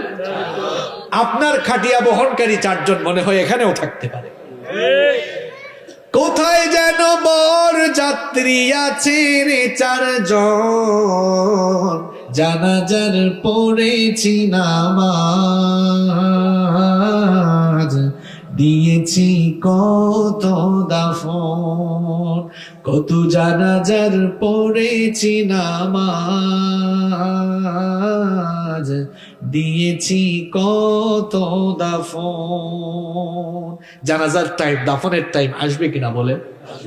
হ্যাঁ, এই যে কত মানুষের লাশ আপনারা দেখেন খাটিয়ায় করে নিয়ে যাচ্ছে, এরকম তো আপনার গা থেকে কাপড় চোপড় খুলে সাদা কাফন দিয়ে পেঁচিয়ে খাটিয়ায় করে কবরের দিকে আপনাকে নিয়ে যান। চোখের পলকে আপনি লাশ হয়ে যেতে পারেন। আজ রাতে আছেন দুনিয়াতে, কাল রাতে কবরেও থাকা লাগতে পারে। চোখের পলকে তুমি হতে পারো লাশ, চিরতরে বন্ধ হবে তোমার নিঃশ্বাস। চোখের পলকে তুমি হতে পারো লাশ, চিরতরে বন্ধ হবে তোমার নিঃশ্বাস। হবে তোমারই নাম মসজিদের মাইকে,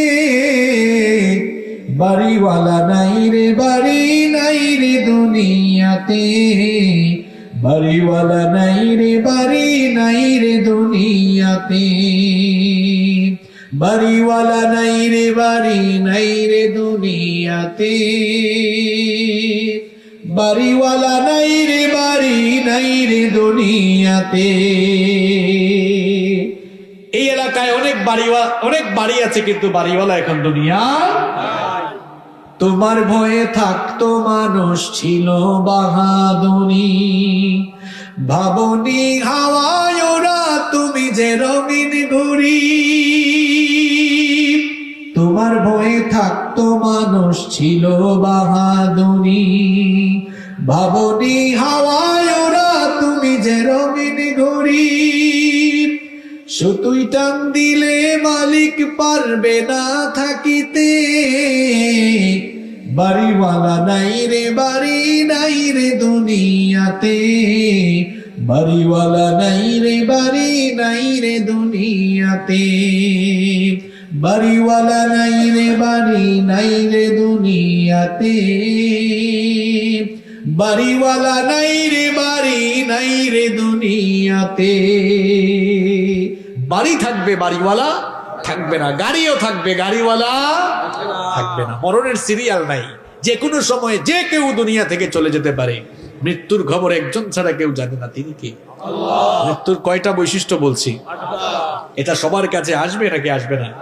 কাদের কাছে মৃত্যু আসবে না হাত তুলেন তো দেখি। কিন্তু আমরা এমন ভাবসাব নিয়ে চলাফেরা করি, এত হারাম আর অন্যায়ের সঙ্গে আমরা নিজেদেরকে জড়িয়ে ফেলেছি, আমরা যে মরবো সেটা আমরা ভুলে গিয়েছি। আমরা অনেক সময় ক্ষমতা পেয়ে এত বাহাদুরি করি, ইসলামের বিরুদ্ধে, আলেম ওলামার বিরুদ্ধে কথা বলে ফেলি, নিজেরা যে মরবো সেটা আমরা চিন্তা ভাবনা করি না। ভাই, মৃত্যু আসবে, এই মৃত্যু আপনার কাছে আসবে, আমার কাছে আসবে। মৃত্যু কিন্তু সাধারণ বিষয় নয়, মৃত্যুর মধ্যে ভয়াবহ মারাত্মক যন্ত্রণা রয়েছে। কষ্ট হচ্ছে আপনাদের? কয়খান থেকে উঠে আমি শেষ করে ফেলি, 10-15 মিনিট থাকা যাবে তো ইনশাল্লাহ? থাকতে পারবেন না? জাগা মতে আসছে এখন। মৃত্যুর কথা যে বলতেছি, বিষয়টা কি এত সোজা? এবার শুনেন মৃত্যু বিষয়টা কেমন, কোরআন হাদিস থেকে আপনাদেরকে শোনাই। মৃত্যু বড় মারাত্মক বিষয়, এর মধ্যে ভয়াবহ যন্ত্রণা রয়েছে। এই যে আমাদের দেহের ভেতরে প্রাণ আছে, প্রাণটা যাবার সময় কারো কারো প্রাণ যাবে এমন যন্ত্রণার সঙ্গে, এত যন্ত্রণা, এত কষ্ট অনুভব করবে, যেই যন্ত্রণা, যেই কষ্ট সে জীবনে কখনো অনুভব করে নাই। মৃত্যু যন্ত্রণা কত ভয়ঙ্কর, নবী করিম সাল্লাল্লাহু আলাইহি ওয়াসাল্লামের কয়েকজন সাহাবীদের কাছ থেকে সেটা শুনে নিন। নবী করিম সাল্লাল্লাহু আলাইহি ওয়াসাল্লামের প্রিয় একজন সাহাবী শাদ্দাদ বিন আউস রাদিয়াল্লাহু আনহু বলেছেন, মৃত্যুর যন্ত্রণা হলো এত ভয়ঙ্কর, মৃত্যুর যন্ত্রণা হলো এমন সাংঘাতিক, কোন জীবিত মানুষকে, খুব মন দিয়ে কথাগুলো শুনুন, জীবন্ত কোনো মানুষকে ধরে যদি, জীবিত কোনো মানুষকে ধরে যদি ছুরি কিংবা কাঁচি দিয়ে তার চামড়াগুলো টেনে টেনে ছিলে ফেলা হয়, কিংবা কোনো জীবন্ত মানুষকে যদি উত্তপ্ত গরম পানির পাতিলের তলায় নিক্ষিপ্ত করা হয়, সে আর কি এমন যন্ত্রণা অনুভব করবে মৃত্যুর সময় মানুষ তার চাইতেও আরো কঠিন যন্ত্রণা অনুভব করবে। মৃত্যু যন্ত্রণা কত ভয়ঙ্কর শুনুন ভাই, বড় ভয়ঙ্কর যন্ত্রণা। আনাস বিন মালিক রাদিয়াল্লাহু আনহু বলেছেন, জীবিত কোনো মানুষকে ধরে যদি তরবারি দিয়ে কেটে কেটে কেটে কেটে যদি 1000 টুকরা করা হয়, জোরে বলেন কত টুকরা? কোন জীবিত মানুষকে ধরে যদি তরবারি দিয়ে কেটে কেটে 1000 টুকরা করে ফেলা হয়, সে যতটা না যন্ত্রণা কষ্ট অনুভব করবে, একজন মানুষের দেহ থেকে যখন প্রাণ বের হয়ে যাবে, সে তার চাইতেও আরো মারাত্মক কষ্ট অনুভব করবে। যেই মৃত্যুর কথা ভুলে গিয়ে আপনি মিথ্যা বলেন, গীবত করেন, চুরি করেন, ডাকাতি করেন, ক্ষমতার বাহাদুরি করে করে মানুষের উপর জুলুম চালান, মানুষের হক নষ্ট করেন, মানুষের উপরে নিপীড়নের স্টিম রোলার চালান, এই মৃত্যু কিন্তু আপনার সামনে একদিন আসবে। আর এই মৃত্যুর যন্ত্রণা কত ভয়ঙ্কর এবার ভালো করে শুনুন। আল্লাহর নবীর সাহাবী আমর ইবনুল আস রাদিয়াল্লাহু আনহুর মৃত্যু সজ্জায় তার ছেলে তাকে জিজ্ঞেস করলেন, বাবা গো, এই সময়ে আপনার কেমন লাগছে আমাকে একটু বলেন।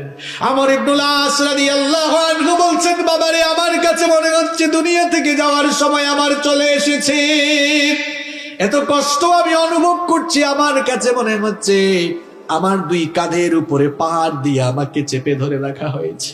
আমার কাছে মনে হচ্ছে আমার পেটের ভেতরে কাঁটা জমে আছে, আর একজন শক্তিশালী মানুষ তার হাত আমার গলার ভেতর দিয়ে ঢুকিয়ে পেট পর্যন্ত তার হাতটা ঢুকায়া সেই কাঁটাগুলোকে টেনে টেনে টেনে টেনে বের করছে।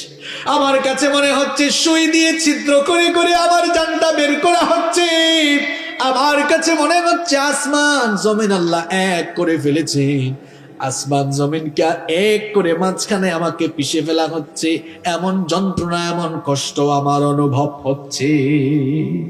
আমার বাবারা, আমার ভাইরা, এবার শোনেন, নবী করিম সাল্লাল্লাহু আলাইহি ওয়াসাল্লামের ওফাতকালীন সময়ে তার কেমন অবস্থা হয়েছিল শোনেন। নবী করিম সাল্লাল্লাহু আলাইহি ওয়াসাল্লাম দুনিয়া থেকে যাওয়ার কিছুদিন আগে চরম ভাবে অসুস্থ হয়ে গেলেন, দাঁড়াতে পারেন না, হাঁটতে পারেন না। 2 জন সাহাবীর কাঁধের উপরে ভর করে মসজিদে নববীতে গিয়েছেন, জুমার দিনে গিয়ে খুতবাও দিয়েছেন। খুতবা দিতে গিয়ে তিনি বললেন, আমার সাহাবীরা শোনো, আল্লাহ রাব্বুল আলামিন এই পৃথিবীতে তার এক বান্দাকে দুনিয়ার সমস্ত সম্পদ দিতে চেয়েছিলেন, আর সেই বান্দা দুনিয়ার সমস্ত সম্পদকে ত্যাগ করে তার মাবুদের সঙ্গে দিদার লাভকে তিনি বেশি পছন্দ করেছেন। নবীজি খুতবায় যখন এই কথা বললেন, কেউ কিছু বুঝতে না পারলেও বয়োবৃদ্ধ জ্ঞান বৃদ্ধ সাহাবী নবীজির প্রিয় বন্ধু আবু বকর রাদিয়াল্লাহু আনহু এই কথা শুনে হাউমাউ করে কান্না শুরু করে দিলেন। অন্য সাহাবীরা বললেন, কি ব্যাপার, নবীজির এই বক্তব্য শুনে আপনি তো হাউমাউ করে কাঁদছেন কেন? ব্যাপারটা তো আমরা বুঝলাম না।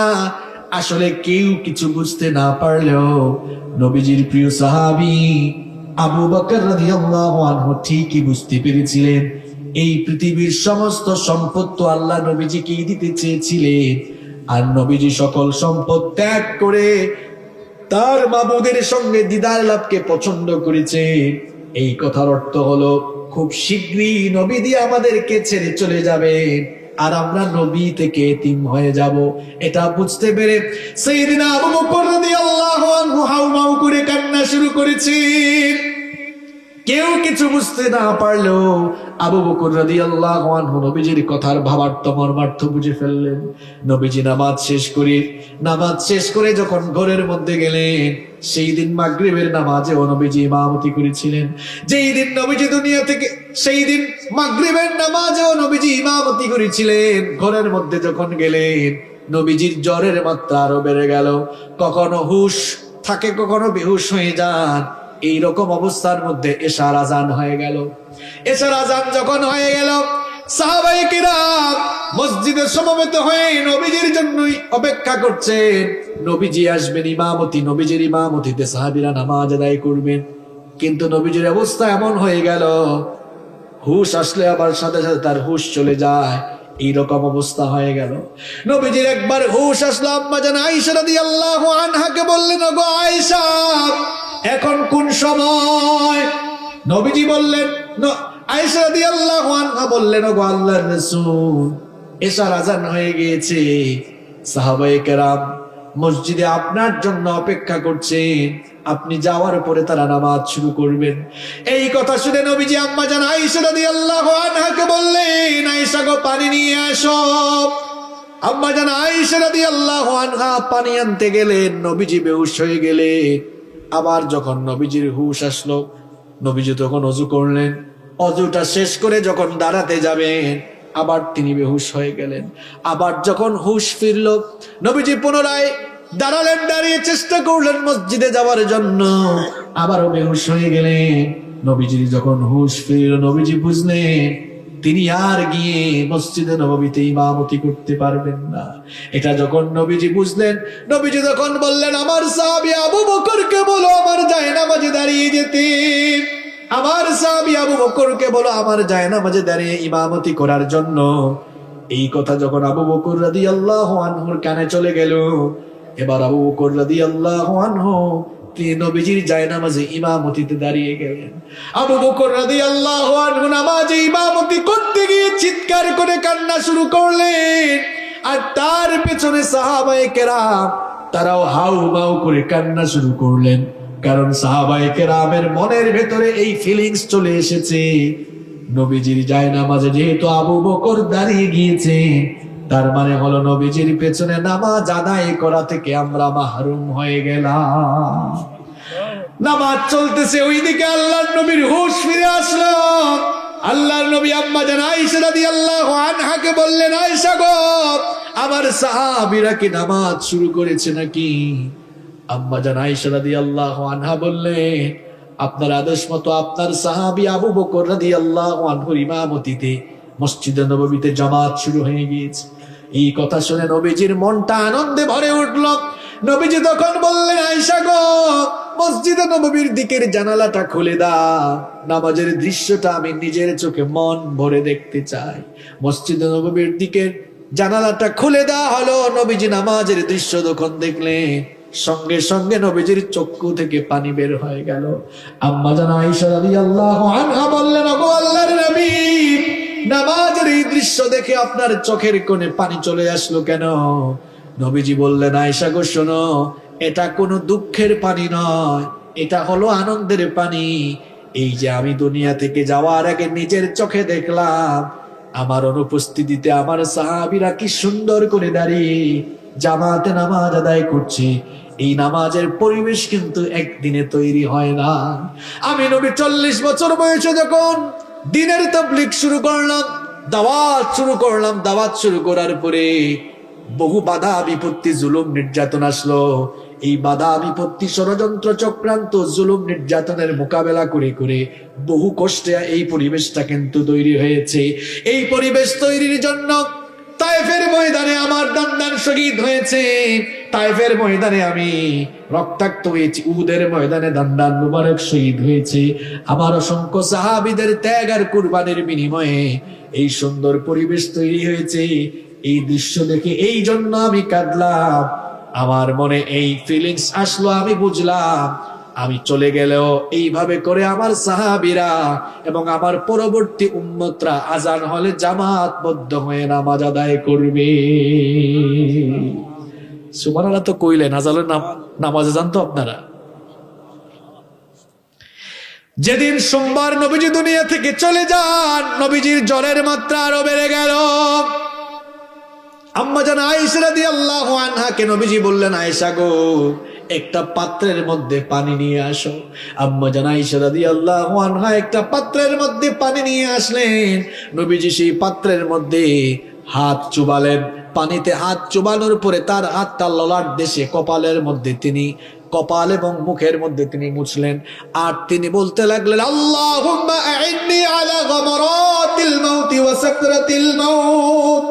নবীজি বললেন, আল্লাহুম্মা আইন্নি আলা গামারাতিল মাউতি ওয়া সাকরাতিল মাউত, ইন্না লিল মাউতি লাসাকরাত। নবীজি বললেন, ওগো আল্লাহ, মৃত্যু যন্ত্রণা থেকে আমি পানাহ চাই, কারণ নিশ্চয়ই মৃত্যুর মধ্যে এক ভয়াবহ যন্ত্রণা রয়েছে। আমার ভাইরা, এই মৃত্যু আমাদের সামনে আসবে কিনা বলেন? সবাই বলেন, আসবে কিনা? কষ্ট হচ্ছে আপনাদের?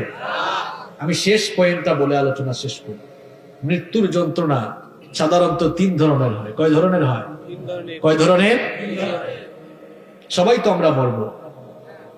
কে কিভাবে দুনিয়া থেকে যাবে আমরা কেউ জানি না, তবে মৃত্যুর যন্ত্রণার 3টা ধরন আছে। এই 3 পদ্ধতিতেই সবাই দুনিয়া থেকে যাবে। 3 পদ্ধতিতে সবাই দুনিয়া থেকে যাবে। 1 নাম্বার, নাফরমান, পাপিষ্ঠ, বেঈমান, এদের মৃত্যুকালীন সময়ে যন্ত্রণা একরকম হবে। 2 নাম্বার, ইমানদার, নেককার, নামাজি, আল্লাহওয়ালা, দিনদার মানুষের মৃত্যু যন্ত্রণা আরেক রকম হবে। 3 নাম্বার, শহীদ যারা, তাদের মৃত্যু যন্ত্রণা আরেক রকম। কয় রকম বললাম?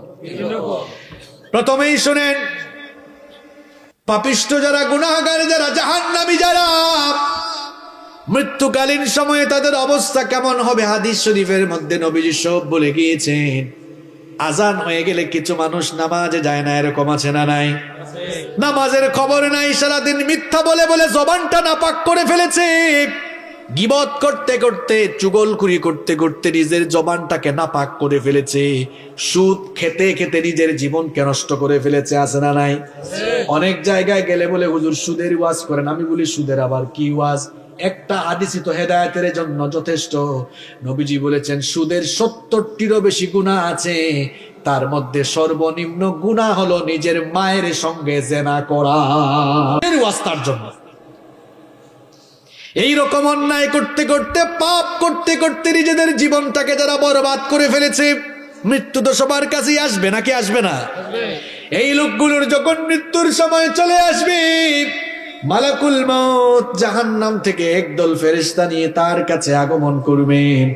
তার কাছে আগমন করে মালাকুল মউত বলবেন, ইয়া আইয়াতুহান নাফসুল খাবিথা, হে অপবিত্র আত্মা, পাপিষ্ঠ আত্মা, উখরুজি ইলা সাখাতিম মিনাল্লাহি ওয়া গযব, আল্লাহর অসন্তুষ্টি আর আল্লাহর গজবের উদ্দেশ্যে বের হয়ে আসো। এই কথা বলার পর ফাতাফাররাকা ফি জাসাদি, ওই গুনাহগার পাপিষ্ঠ জাহান্নামে লোকটার শরীরটা চূর্ণ বিচূর্ণ হয়ে যেতে থাকবে। মালাকুল মউতকে যখন পাপিষ্ঠগুলো মালাকুল মউতের ভয়ঙ্কর চেহারা যখন দেখবে, চক্ষুগুলো মোটা হয়ে যাবে। দেখবেন কিছু মানুষ যখন মারা যায়, চক্ষুগুলো কেমন মোটা করে ফেলে। মালাকুল মউত যখন ভয়ঙ্কর চেহারা নিয়ে তার সামনে আসবেন, পুরো শরীরে কম্পন শুরু হয়ে যাবে, পুরো শরীরটা নড়ে চড়ে উঠবে, চূর্ণ বিচূর্ণ হয়ে যেতে থাকবে। মালাকুল মউত তার রুহটা কবজের জন্য যখন পায়ের কাছে গিয়ে চাপ মারবেন, লোকটার এমন যন্ত্রণা কষ্ট অনুভব হবে, সারা দুনিয়ার সমস্ত পাহাড় দিয়ে তাকে চাপলেও এত কষ্ট তার লাগবে না। মালাকুল মউত তাকে এমন ভাবে কষ্ট দেওয়া শুরু করবে, কষ্ট আর কষ্ট। সেদিন বুঝবে লোকটা কষ্ট কারে কয়, যন্ত্রণা কাকে বলে, যন্ত্রণা কত প্রকার, কি কি, ওই দিন লোকটা হারে হারে টের পাবে। এমন ভাবে কষ্ট দেওয়া হবে, ওই যে আগের হাদিসগুলো বলে আসলাম, কোন জীবিত মানুষগুলোকে যদি ধরে চাকু দিয়ে কিংবা ছুরি দিয়ে চামড়াগুলো টেনে টেনে ছিলে ফেলা হয়, তার আর কি যন্ত্রণা লাগবে। এই লোকটা মৌতের সময় তার চাইতে বেশি কষ্ট পাবে। এই রকম কষ্ট দিয়ে দিয়ে মালাকুল মউত তার প্রাণ কবজ করা শুরু করবে। যখন পায়ের মধ্যে চাপ মারবে, রুহ গিয়ে চামড়ার নিচে লুকাবে। মালাকুল মউত যখন চামড়ার নিচে চাপ মারবে, মালাকুল মউত যখন চামড়ার নিচে চাপ মারবে, রুহ গিয়ে এবার লোমের নিচে লুকাবে। এই রকম কষ্ট দিয়ে দিয়ে দিয়ে দিয়ে লোকটার প্রাণ যখন একেবারে গলা পর্যন্ত চলে আসবে, লোকটা বুঝতে পারবে আমার দুনিয়া থেকে যাওয়ার সময় চলে এসেছে। নিজের হাত পাশে নিজেই ছেড়ে দিবে, মৃত্যুর জন্য প্রস্তুত হয়ে যাবে। এই লোকটার রূহ যখন মালাকুল মউত কবজ করে ফেলবেন, ওই যে জাহান্নামের একদল বাহিনী নিয়ে এসেছিলেন, জাহান্নামের ফেরেশতাদের বাহিনী এবার ওই লোকটার রূহটাকে জাহান্নামের দুর্গন্ধযুক্ত কাপড়ের মধ্যে মুড়ায় ফেলবে। যখন তারা রওনা হবে, লোকটার আত্মা থেকে এমন নিকৃষ্ট দুর্গন্ধ বের হবে, এমন নিকৃষ্ট দুর্গন্ধ বের হবে। এই নিকৃষ্ট দুর্গন্ধযুক্ত আত্মা নিয়ে যখন তারা প্রথম আসমানে যাবে, প্রথম আসমানের দরজা খোলার জন্য অনুমতি চাওয়া হবে। ফেরেশতা বলবে, কোন অপবিত্র কোন পাপিষ্ট লোকটার আত্মা নিয়ে এসেছো? ফেরেশতারা পরিচয় করিয়ে দিবে, ওই তো ভাঙ্গা উপজেলার অমুক এলাকার অমুক লোকটার রূহ। ফেরেশতারা বলবে, এই দুর্গন্ধযুক্ত অপবিত্র জাহান্নামে পাপিষ্ট লোকটার জন্য, এই লোকটার জন্য আসমানের দরজা খোলা হবে না, তার রূহটাকে আইল্লিনে নেওয়ার সুযোগ দেওয়া হবে না। এই কথা বলে ফেরেশতা তার রূহটাকে এমন সজোরে ধাক্কা দিবে, এক ধাক্কার চোটে দুনিয়ার জমিনের 70,000 গজ মাটির নিচে সিজ্জিনের মধ্যে গিয়ে তার রূহটা পতিত হবে। মজা বুঝবা সেদিন সিজ্জিন, যেখানে পাপিষ্ট জাহান্নামীদের আত্মাকে সংরক্ষণ করা হয়। আর যদি নেককার মানুষ হয়, 2 নাম্বার শুনেন, নেককার মানুষ যারা আজান হয়ে গেলে এই মসজিদে চলে যায়, হারাম খায় না, সুদ খায় না, ঘুষ খায় না, মানুষের উপর জুলুম করে না, মানুষের হক নষ্ট করে না, জবান দিয়ে মিথ্যা বলে না, মানুষের গীবত করে না, চুগলখুরি করে না, জবানটাকে পবিত্র রাখে, হেফাজত করে দিন মেনে চলে, আল্লাহকে ভয় করে জীবন যাপন পরিচালনা করে, মাত্র 20, 30, 50, 60, 70 বছরের হায়াত, এই হায়াতটাকে যারা আল্লাহর পথে কাটিয়ে দিয়েছে, ওই মানুষগুলোর মৃত্যুর সময় যখন চলে আসবে, মালাকুল মউত জান্নাতের একদল ফেরেশতা নিয়ে লোকটার কাছে এসে প্রথমে সালাম দিবে। জোরে কোন কি দিবে? বলেন তো, বেঈমান গুনাহগার পাপী তাকে কি সালাম দিয়েছে নাকি? কিন্তু যখন নেককার মানুষ তার কাছে আসবে তখন এসে সালাম দিবে। আল্লাহ তাআলা কোরআনে বলেছেন, আল্লাযীনা তাতাওয়াফাহুমুল মালাইকাতু তাইয়্যিবিনা ইয়াকুলুনা সালামুন আলাইকুম উদখুলুল জান্নাতা বিমা কুনতুম তা'মালুন। কোরআনুল কারীমের 16 নম্বর সূরা সূরাতুন নাহলের 32 নম্বর আয়াতে আল্লাহ তাআলা বললেন, ওই সকল পবিত্র লোকদের মৃত্যুর সময় ফেরেশতা এসে সালাম দিয়ে বলবে, আল্লাহর বান্দা তোমার উপরে সালাম, তোমার জন্য সালাম, তোমার প্রতি সালাম দিলাম, আল্লাহর জান্নাতে দাখিল হওয়ার জন্য তুমি প্রস্তুতি গ্রহণ করো। সুবহানাল্লাহ। ফেরেশতা বলবে, ইয়া আইয়ুহান নাফসুত তাইয়্যিবা উখরুজি ইলা মাগফিরাতিন মিনাল্লাহি ওয়া রিদওয়ান। হে পবিত্র আত্মা, আল্লাহর সন্তুষ্টি আর ক্ষমার উদ্দেশ্যে তুমি বের হয়ে আসো। এই কথা বলে ফেরেশতা যখন তার রূহ কবজ করা শুরু করবে, নেককার দিনদার মানুষগুলোর রূহ যখন কবজ করা হবে, মৃত্যুর যন্ত্রণা তাদের আর ফিল হবে না। ব্যাপারটির উদাহরণ আমি এইভাবে দিচ্ছি, দেখবেন ছোট্ট বাচ্চারা ক্ষুধা পেলে কি করে? আপনাদের এলাকায় হাসে নাকি? ছোট্ট বাচ্চারা ক্ষুধা পেলে কি করে? কান্না করে।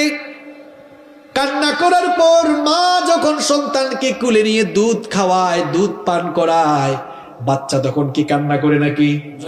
বাচ্চা তখন কান্না বন্ধ করে দুধ পান করে করে আরাম করে ঘুমিয়ে যায়।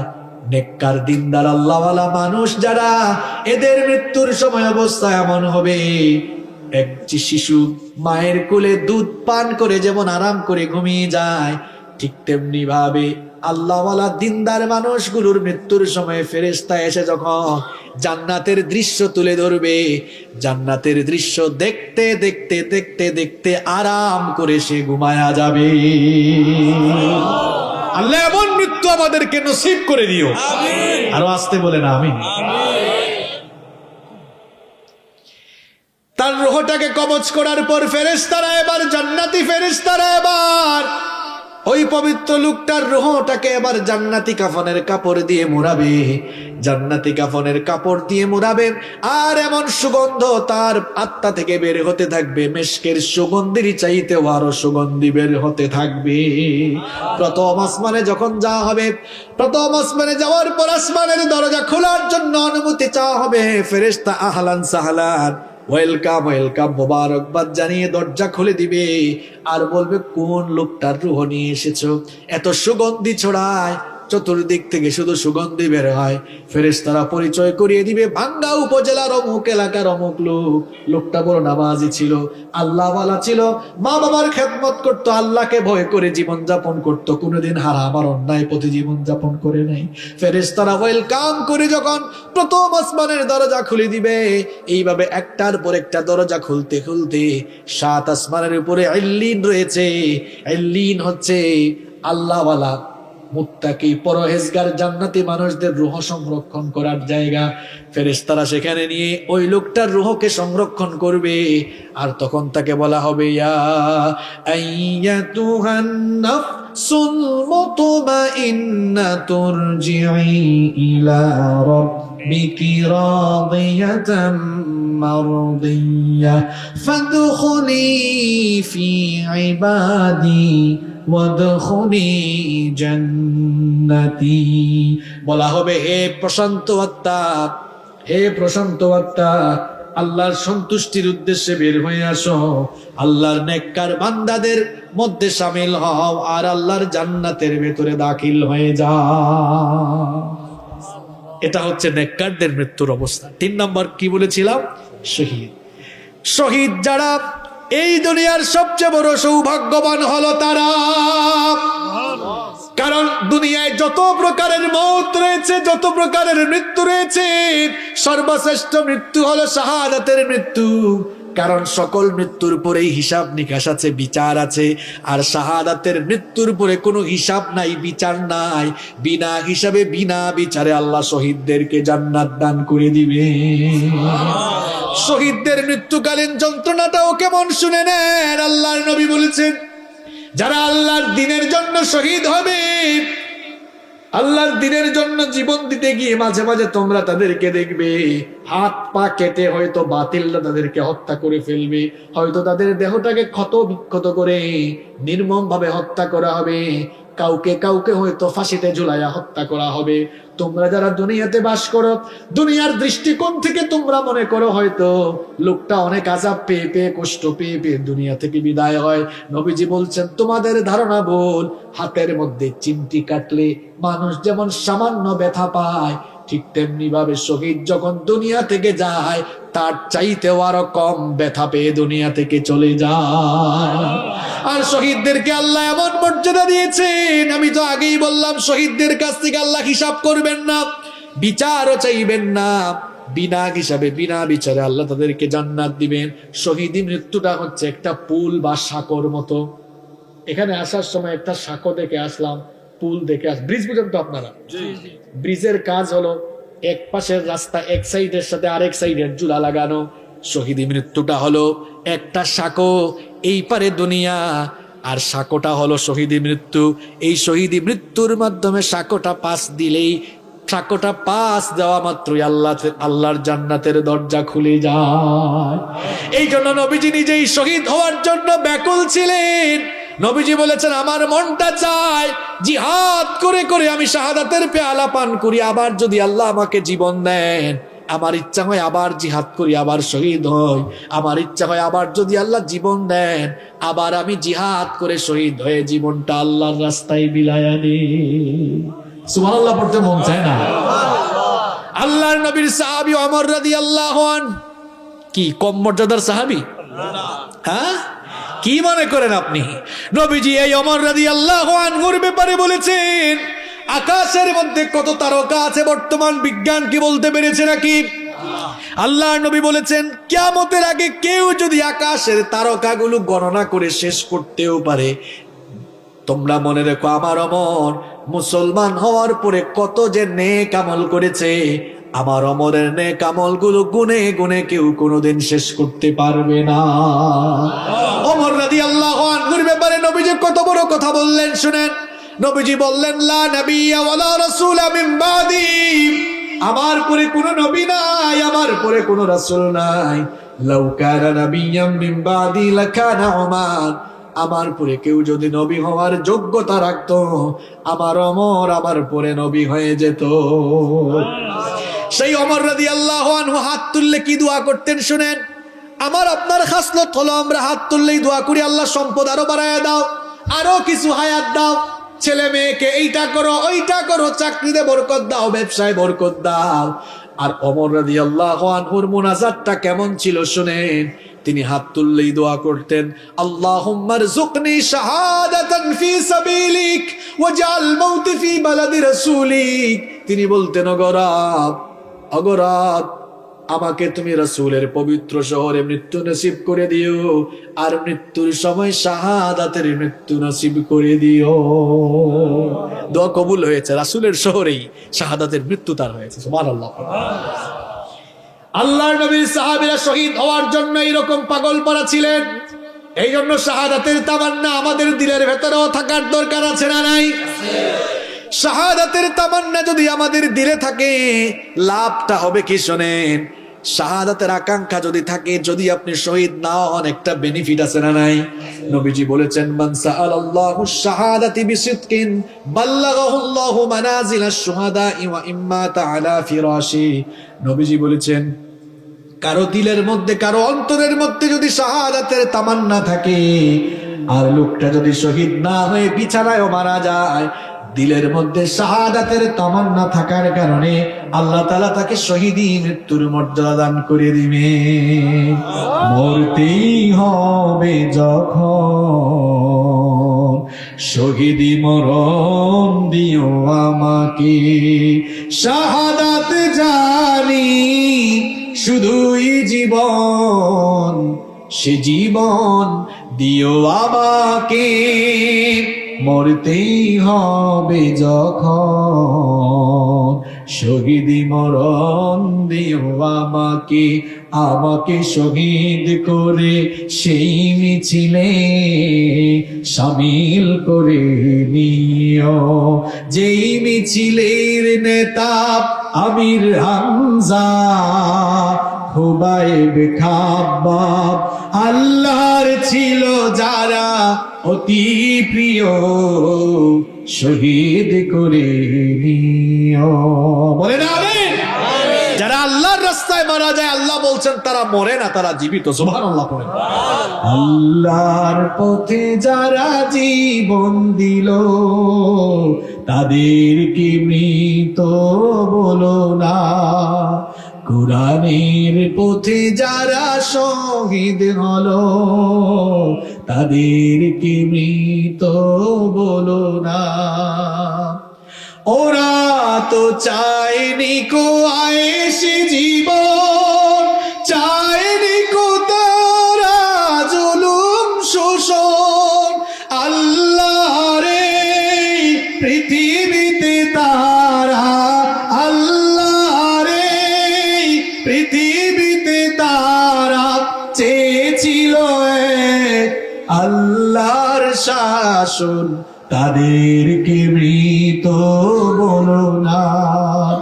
অন্যায় আর মিথ্যার সাথে আপোষ করেনি তারা কোনো মতে। লাল তাজা খুন ঢেলে দিয়ে গেছে এই নগরী, এই রাজপথে।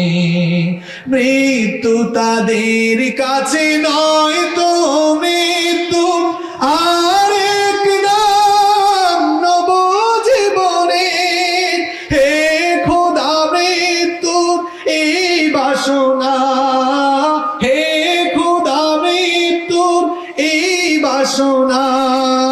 দাও অন্তরে সব মুমিনের, তাদেরকে মৃত বলো না।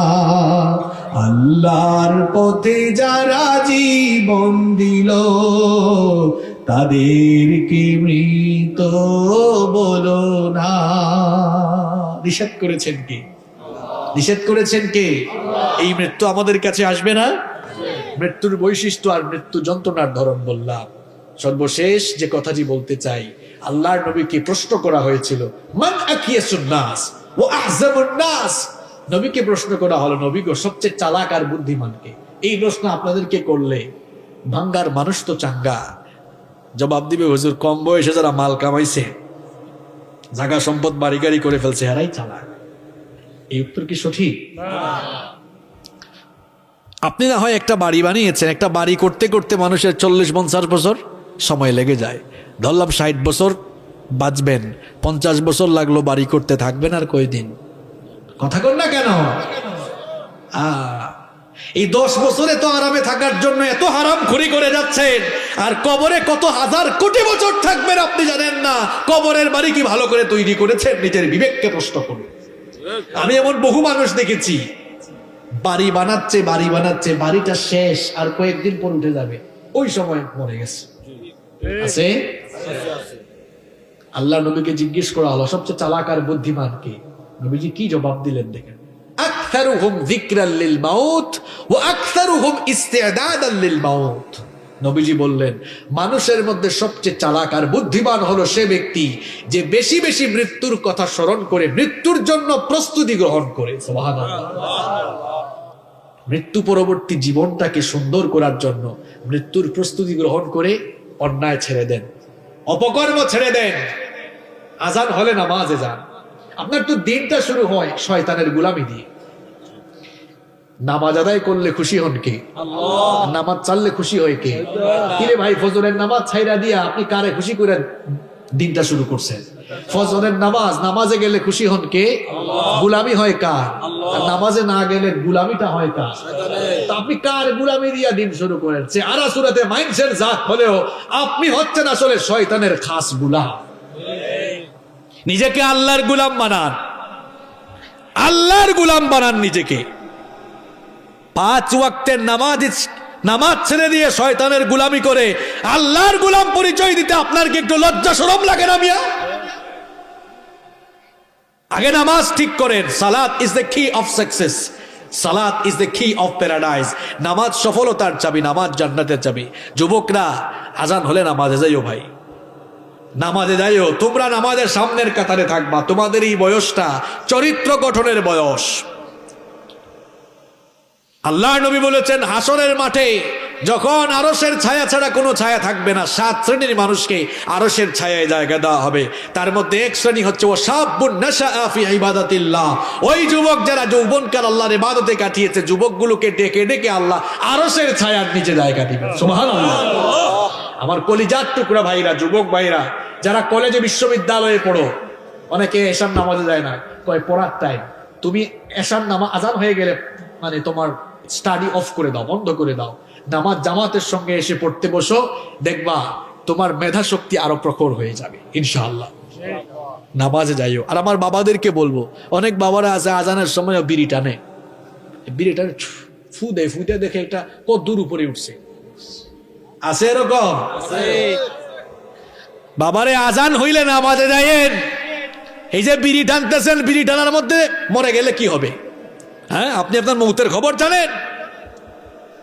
শোনেন, গতকাল রাতে দুনিয়ায় বহু মানুষ জিন্দা ছিল, আজ রাত তাদের কবরে প্রথম রাত হয়েছে। আগামীকাল আপনার কবরে প্রথম রাত হতে পারে। এই চিন্তা কেন আপনার মাথায় আসে না? কালকে মিটিং এর ডেট দিয়ে রাখছেন, এই আজকে ওয়াজ শুনে যাওয়ার সময় আপনার মৃত্যু হইতে পারে। এরকম বহু জায়গায় হয় না? ওয়াজ শুনে যাওয়ার সময় বক্তা মরে গেছে, শ্রোতা মরে গেছে, থাকবেন না দুনিয়াতে আপনি। Keep in your mind, মনে রাখবেন, মৃত্যু আপনার সামনে, সামনে না, মৃত্যু পেছনে, কবর সামনে।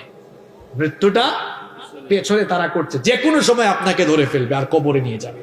আর কবর খুব সাংঘাতিক জায়গা। কবরে কোনো ক্লাস নাই। আপনি বিমানে উঠবেন, ইকোনমি ক্লাসের সিট আছে, বিজনেস ক্লাসের সিট আছে। বিমানবন্দরে ঢুকবেন, সেখানে দেখবেন সাধারণ পাবলিকের জন্য একটা টার্মিনাল, ভিআইপি সিআইপি দের জন্য এক টার্মিনাল, আবার রাষ্ট্রীয় মেহমান যারা ভিভিআইপি এদের জন্য আলাদা টার্মিনাল, তাই না? আইসেন না, শোনেন, এই যে সব জায়গায় আলাদা আলাদা ক্লাস আছে স্ট্যাটাস অনুযায়ী। এই ভাঙ্গা এলাকায় কবরস্থান আছে না? কবরস্থানকে ভাগ করা নাকি? এখানে ভিআইপি, এখানে সিআইপি, এখানে এমপি সাহেব, চেয়ারম্যান সাহেব, এরকম করা আছে?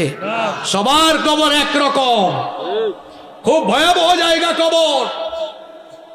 শীতের দিনে কবর খুঁড়বেন, শুধু পোকামাকড় বের হবে। বৃষ্টির দিনে কবর খুঁড়বেন, শুধু পানি বের হবে। পানির মধ্যেই মানুষ আপনাকে শোয়া রেখে আসবে। ভয়াবহ জায়গা। আলো নাই, বাতি নাই, সাথী নাই, নরম বিছানা নাই। এই মাটির উপরে আপনি চলাফেরা করে আল্লাহর নাফরমানি করছেন। মনে রাখবেন, মরার পরে এই কবর আপনার সাথে ভয়াবহ আচরণ শুরু করবে। আপনাকে রেখে আপনার ছেলে, আপনার বউ, বাচ্চা সব শেষ, একা হয়ে যাবেন আপনি। এই কবরের মাটি এমন আচরণ শুরু করবে, খোদাদ্রোহী আর আল্লাহর বিধানের বিপরীত জীবন পরিচালনা করলে, যে মাটির উপরে চলাফেরা করে মানুষের উপর জুলুম করেছেন, ওই মাটি কিন্তু আপনাকে ধরবে। আর বেশি দিন নাই, কিন্তু আর বেশি দিন নাই, সময় খুব সংক্ষিপ্ত। এই কবরে রাখার পরে কবরের দুই পাশের মাটি আপনাকে এমন ভাবে চেপে ধরবে, এক পাশের পাঁজর গিয়ে অন্য পাশের পাঁজরে এমনে ঢুকবে। কি ভয়ানক পরিস্থিতি! আল্লাহর নবী বলেছেন, কবরটা হয় কারো জন্য রাউদাতুম মির রিয়াদিল জান্নাহ, জান্নাতের বাগান, আও হুফরাতুম মিন হুফারিন নার, অথবা জাহান্নামের গর্ত হয়ে যাবে।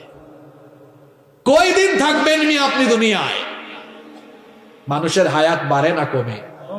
হ্যাঁ, চলে গেছে, অনেক সময় চলে গেছে। তওবা করুন, তওবা করে বাড়িতে যান।